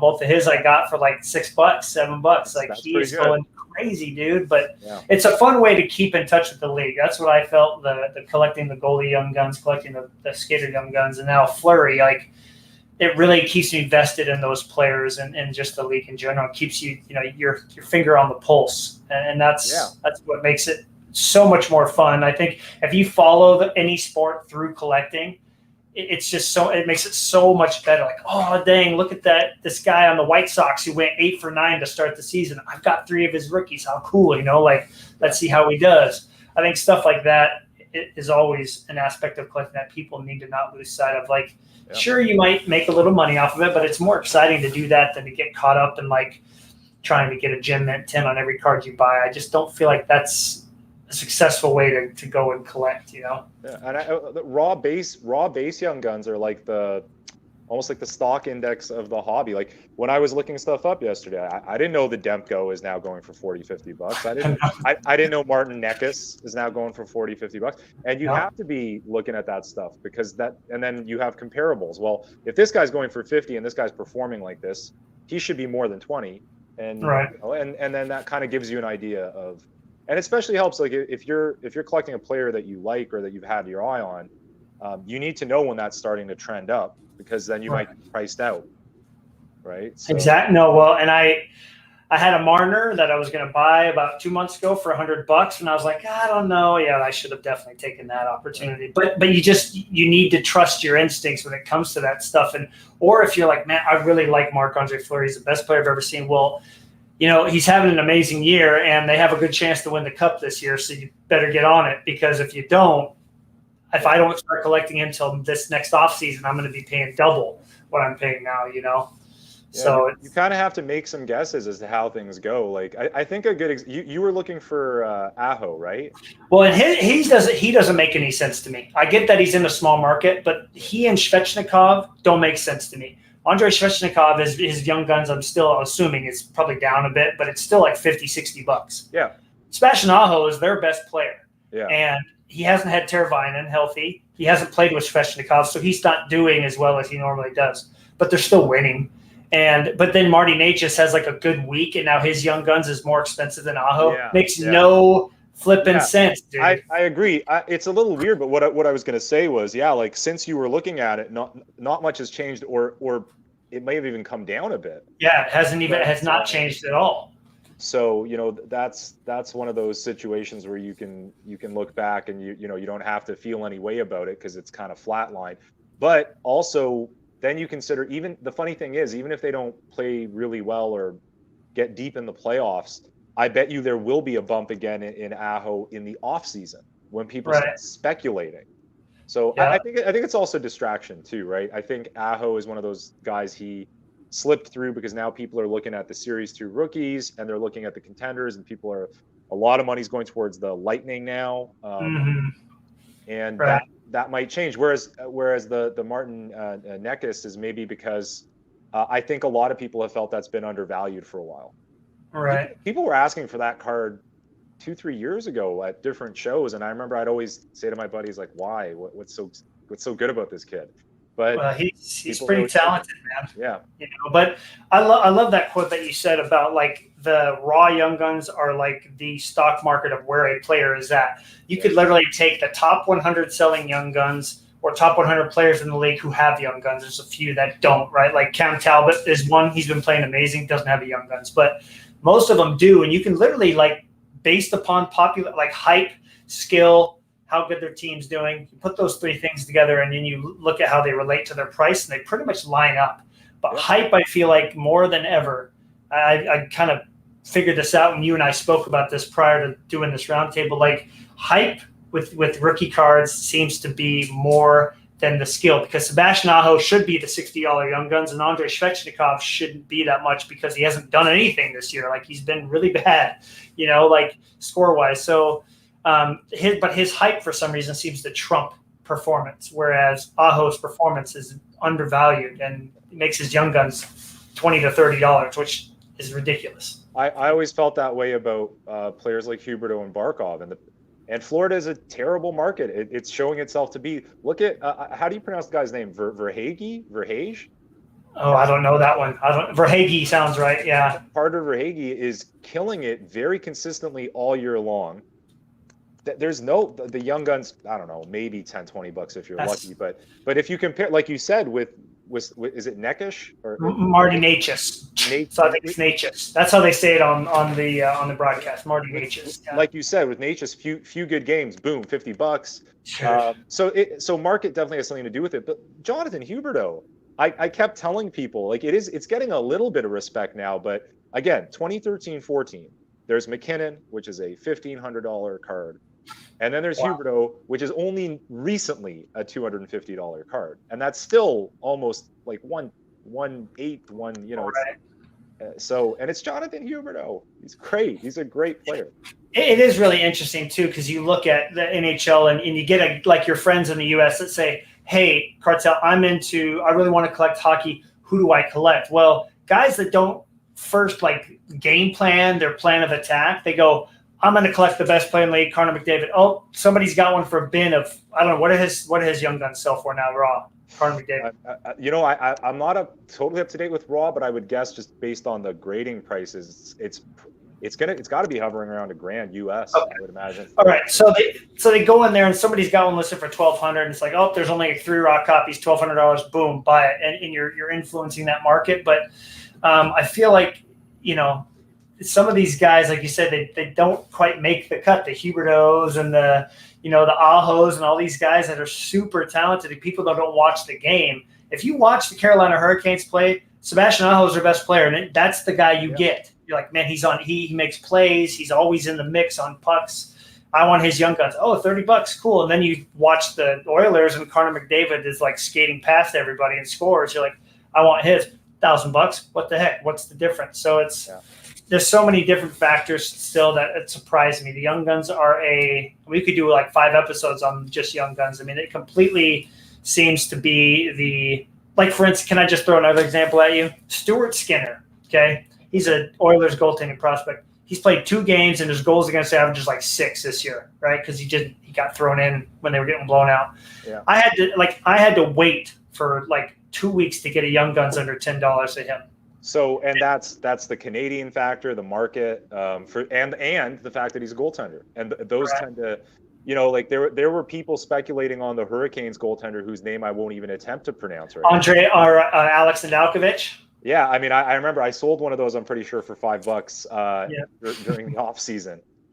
So people were on that because he was a goaltender. People were all over. I remember when Ville Husso first came out, they were loving on that guy, and I was looking at it and I'm like, I don't know, he's gonna have to wait a while. There's a line here, but Bennington just came in. They still had Allen. So, but even still, people stuck in there with him because he was a goaltender, and there is that fascination. And the Canadian market, like even every time there's a Maple Leaf Young Gun, I'm like, I'm gonna just step back for a sec, let this play out, then I'll go for it, because Nick Robertson came out huge in terms of the dollar amount. Yeah, he did. He's still in the $20-$30 range. I mean, it's really interesting. His brother Jason, correct? Yes. Or his I had no idea. I have a couple of those, and I was looking it up. I'm like, what the heck? This was really surprising to me. But the goalies have been really, in my opinion, Kevin Lankinen is the best rookie goaltender this year. But then a lot of people are paying more for Sorokin because his hype is higher. So that's the thing, man. Ever since COVID, I feel like hype is driving the market. I don't know if you're seeing this because you're in the more of the mix, but I feel like the hype is definitely trumping everything else. More common sense, nope, hype. Yeah, you're seeing that in baseball right now. It's what created the basketball explosion. It's always been there, mind you. I mean, like, I think back to shows in the late 90s, early 00s, people would get hype. It's funny, like one of the examples I tell people is like, because it's funny, now I'm getting older and I'm seeing these posts like, I'm sure again, we're getting away from hockey, but Albert Pujols, man, he's really awesome. He's going to have some really big numbers, and he's going to be a Hall of Famer. He's a great buy right now. And I'm like, when his cards came out in like 01, they were the talk and hype of every show that there was. Him and Ichiro. Yep. You needed to have his card. You needed to have Ichiro's card. I tell people about Vince Carter. And I was living in the States, and the Vince Carter cards, he was the guy, the slam dunk contest. Like they were worth more then than they are now. They were. And people are like, oh my God, people are spending $1,000 on his SP rookie card. And that stuff was happening. Sometimes people do forget they need a little context. We are seeing it in a way that we've never seen it. Don't get me wrong. But I've been there during, in the late 90s, it was late at night. The influencer was Don West and Ken Golden. Those guys, I'm not saying anything negative. I wouldn't dare. I'm just saying they were the influencers yelling at you to buy the factory sets and the Mickey Mantle autographs, okay, some of which were not real. They are yelling at you late at night. Those are your influencers. There's maybe some message boards on the internet where a very tight-knit community of collectors are Yahoo groups. eBay just started. There's like 3 guys selling slabs. One of them is Keith Olbermann, and he's got a lot of them. And Beckett is telling you open up Beckett and there's a top 10 list, and you better get that Marian Hossa rookie card. That's right. And I go to the card store and can I get a tin of Donruss Preferred? Yeah, but it's gone up $5 a pack. That was happening back then. That was a thing. I mean, definitely nowhere near what's happening right now, but it was definitely. You're right. It's just like been magnified, right? Like you look at we were talking about this, like Sports Card Magazine. That's still one of my favorites to look at because visually they had a visual top 10. They had the price of all the boxes and how much the set was worth. But you could get a box of Totally Certified for $100. Even though there was a chance you could pull a Gretzky that would sell for $3,500 or whatever, but it was consistently $100. And nowadays, and the hype is just making an open product impossible for anybody, you know. And so I think that's then you drive into the singles market and the young guns, and it's just kind of a revolving door, you know. But there's something for everyone out there, man. Yeah, I do feel bad. There's a lot of obstacles right now for new collectors and for kids. Like, there's an obstacle almost everywhere. eBay's getting more expensive to sell on. You can't find retail. If you go to the local card shop, prices of hobby stuff is through the roof. Oh, it's ridiculous. Everything in general is more expensive. You're waiting a long time for your COM-C order, is what I'm hearing. Yeah. And unless you live in Alaska like I do. Yeah, I'm lucky. Yeah. Oh, okay. Well, there you go. But and if you have any interest in grading whatsoever, good luck, because now you can't even send any to PSA. And if you want to send to BGS or SGC, they're bilking you. And believe me, that's completely what it is. What does that mean, bilking? Well, they've raised their prices. Maybe I'm not using the right word, but they've raised their prices and they are squeezing people. You know, for SGC to raise their prices to 75 in response right after PSA closes up, I don't know. I mean, it's mind blowing to me that I mean, because years ago I was able to just grade cards at $10 to $20, get them back, good service, good quality, and here we are. So, well, I think too, you see this boom has happened so fast that the companies haven't had a chance to react. You know, PSA, they should have like 5 locations instead of one main location. Like they should just spread out. They should have a Canadian location. They should have an East Coast location. And look, I'm not. It's not, and it's because of that I'm not even mad at it. Like it's just such an explosion that they weren't able to keep up with.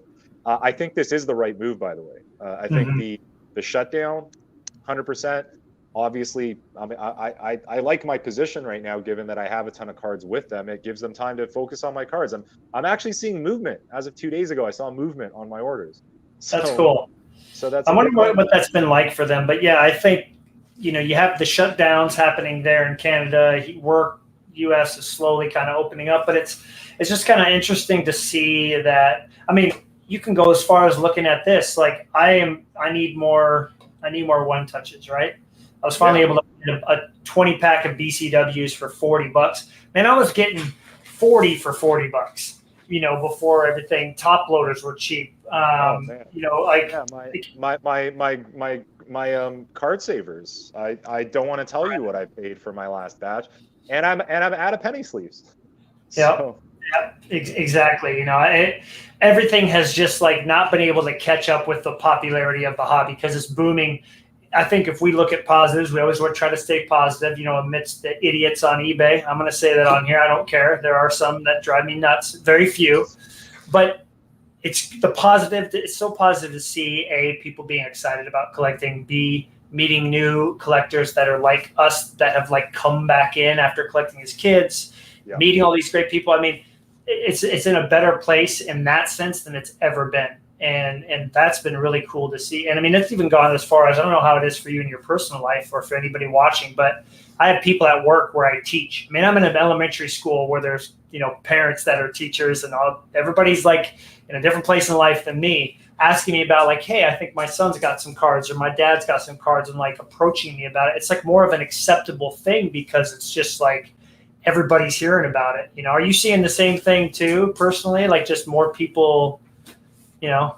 I'm helping more people than ever. I've got stacks of cards and comics from friends and clients that I'm helping them with.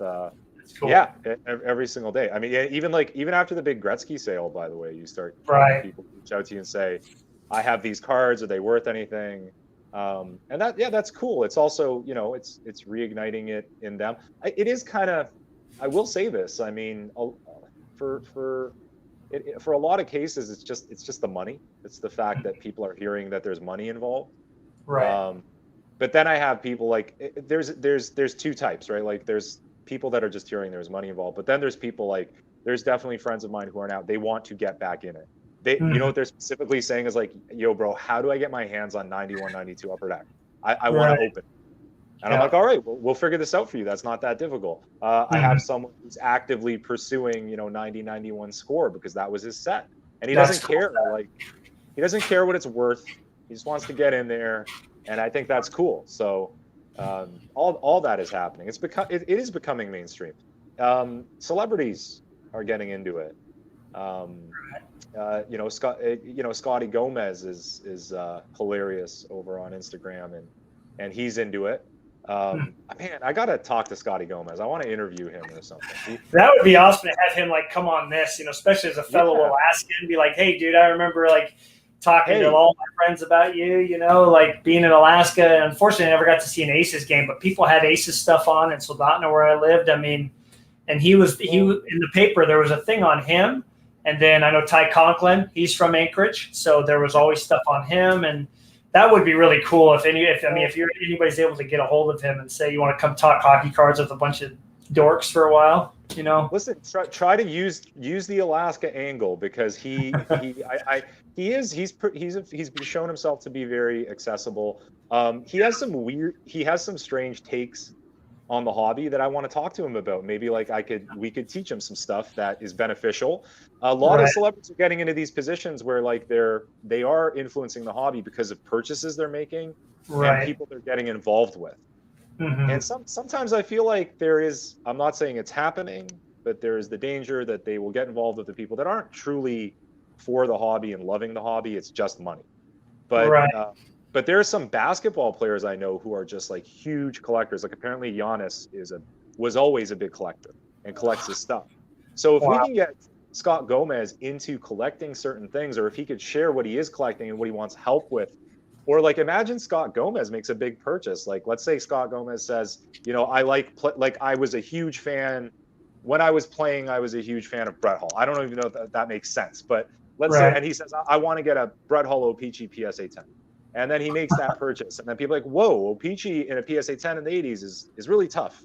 And maybe there's an appreciation for that. That helps hockey cards, Right. So it's a that would be great, especially hearing a thought. I've always thought it would be fun to talk to. Like, obviously, my dream would be like getting Jocelyn Thibault on here, because to hear what a player thinks of, because he signs everything. He's a super awesome dude, like, from what I've heard. But to hear, what was it like having a card, when you were in the nines? Like, did you have any say ever on different things? And did your pictures that were used, did you have sweet setups because you knew they were going to look awesome on cards? Like, I'm sure they didn't do that, but you never know, like hearing some of the subtleties from a player like Gomez too, where he's like, yeah, man, I thought it was great seeing me on cards. And I always remembered to stay, loyal and true to the fans that would send me stuff, because that was a dream of mine. Like, hearing that kind of stuff would just be so cool. Because I'm sure guys because I look at Fleury, he's got so much that he signs even now. Like, he signs a lot, and he's got a big, beautiful signature, he does a good job still. So in my mind, that shows me, okay, he still cares, for the collectors and whatnot. Obviously, they pay him good money. But I would be very curious. I don't know if, just you had a chance to look at it, but I had the chance to meet and interview Mike Kramer last weekend of Pacific. And when I was at his house, he was telling me about how back then they would send cards to players and they would send them. And he could always tell which players cared more based upon their autographs. Ken Griffey Jr., he signed for Upper Deck, but A-Rod had a nice, big, long, beautiful signature. He always sent stuff back. And so to hear that, it would be so cool to hear from the athletes from that side of it. Like, what did you think of these aspects of collecting and cards being made of you? That would be cool. Yeah. I have to check out that interview for sure. I made a note to, and an excellent member of the Instagram community, Peter Pacman, who is an artist, creator, rapper when it comes to the hobby. He's a big fan. He's a big fan of Kramer, so I got to let him know about that as well. So I'm going to check that out for sure. But yeah, it leads to all these interesting questions about the players. Like, do they have a favorite release? Like, did they keep any? Do they have their rookie card? Just the other day I was talking to someone, and they're like, they're friends, they're really close friends with a very prominent player, and they're like, I don't think he has any of his cards. So he's like, Cartel, you should get me his rookie card and let's get that card to him. Right. And so you always wonder about that stuff. Every once in a while you can like tag an athlete when you're showing something off, and particularly in the UFC, if you tag one of the fighters with one of their cards, I've had them DM me and be like, "Whoa, that's an awesome card." So cool. You posted that, they didn't know.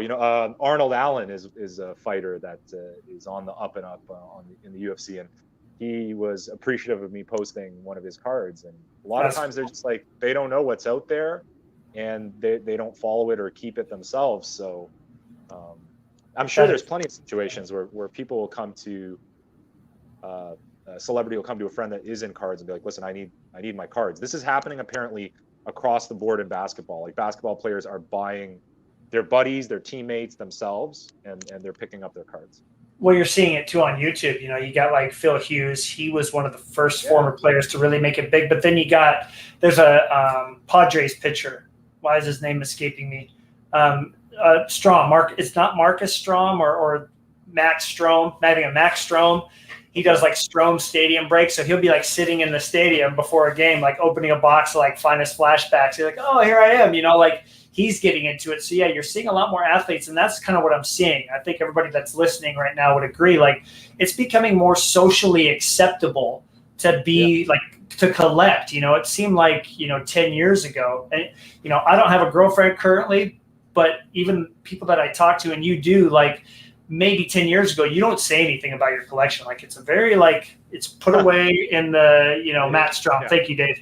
It's put away, and they're like, what's those boxes? That's just my hockey collection. But now it's like people all over are like recognizing that this is, obviously there's money to be made, but it's a really cool thing. It's a way to be nostalgic. It's a way to connect with your parents. It's a way to enjoy the game. And so, you mentioned athletes. She never messaged me, but I tagged Manon Rhéaume a couple of times in some of my, like, big time favorite cards of her when I was a kid. I remember my dad buying a certain one for me, and I posted it and I tagged her, and she liked it. And I'm like, this is really cool that the athletes are this accessible, so they can see, like, hey, there's a lot of people out here that appreciate, I think Dominique Rousseau, he's another one, or Dominic Rousseau. He'll like a lot of his cards that are tagged, that he's tagged in. So it's really cool. Yeah. It's always been an unfair stigma. It is, isn't it? Cards are. I mean, you can apply that to most related hobbies, like comic books and all that sort of thing. And if anything, I've always looked at that as just a challenge to try to overcome, because it's. I know when the moment happens when someone's like, "Oh, you're into this stuff. I didn't see you being into that stuff." I'm like, "Well, I am into this stuff, and a variety of people are into this stuff, and it's really cool stuff and enjoyable stuff." And to see athletes get involved. I know that another one is. Carlo Koliakovo, he's been doing some promotions on Instagram where he's breaking stuff, and they did one where they were breaking his rookie year and trying to find his young gun, and they got it, which actually I think was 15-16. I think it was like Ovechkin was the biggie, but Carlo was in there. Jeez. So wow, that's crazy, man. Yeah, but that's always, it is becoming, and here's the thing, for better or worse, it's becoming more mainstream and cooler, because. The first thing people will tell you is everything right now is more expensive. Everything. You maybe had a shot at getting your Connor or your Austin or your Nathan McKinnon a year and a half ago, but that shot for a lot of guys is over, and now you have to strategize if you want it. You got to move this and build it up, because it's a lot more. It's a lot more now. No, you're absolutely right. And it was fun for me to pick up a lot of the young guns that I did prior to the season starting, because I was like, okay, who do they think is going to have a big year? Do I take a big risk on a Connor Young gun, or do I spend that same amount on 20 guys that also have similar potential? And so I really had the chance to look at it that way. Nowadays, right now, you're paying top dollar. Well, except Sebastian Aho. I mean, I'll throw his name out there again, like you did. Go grab Sebastian Aho's young guns, because if that team makes a deep playoff run, you're going to see just how talented he is, and he's a phenomenal player. But there's no more, like, nothing's going to sneak up on us anymore. You just have to get lucky by, like, buying 2 Marty Necas cards for $7 because he's on the Canes and now he's blowing up. You're like, okay, well, let me make $40 on that, and now I'll go grab a Fleury I didn't have. It's tough, but. I think we could dive into this for a long time. I'll have to work on that Gomez thing, because I think that would be really fun to. That'd be amazing. Hear from a former athlete and all that. But it's been a good discussion, dude. Thanks for coming on here. I have a question to ask you after we pop off. So, because I see something behind you that I have questions about. But thanks again to everybody that was here. We had a few people in here. My dad made it on here. Nam made it on here for a few minutes right when you came on. But we'll be back next week. I've got Tom Barrasso, Master Collector, lined up. His name is Nick. So he's going to come on and we can just kind of talk about. I thought it would be fun to talk about super collecting a player, and I don't know if you do that necessarily, but I know you understand that side of the hobby for sure. So it'd be great to have you on, and Nick can just kind of jump in and just chat with us for a while rather than it being like an interview type thing. So awesome, cool. All right, everybody. Well, thanks for for hanging out for a bit with us, and we got some good games on today. Happy Easter, and we'll catch you next week.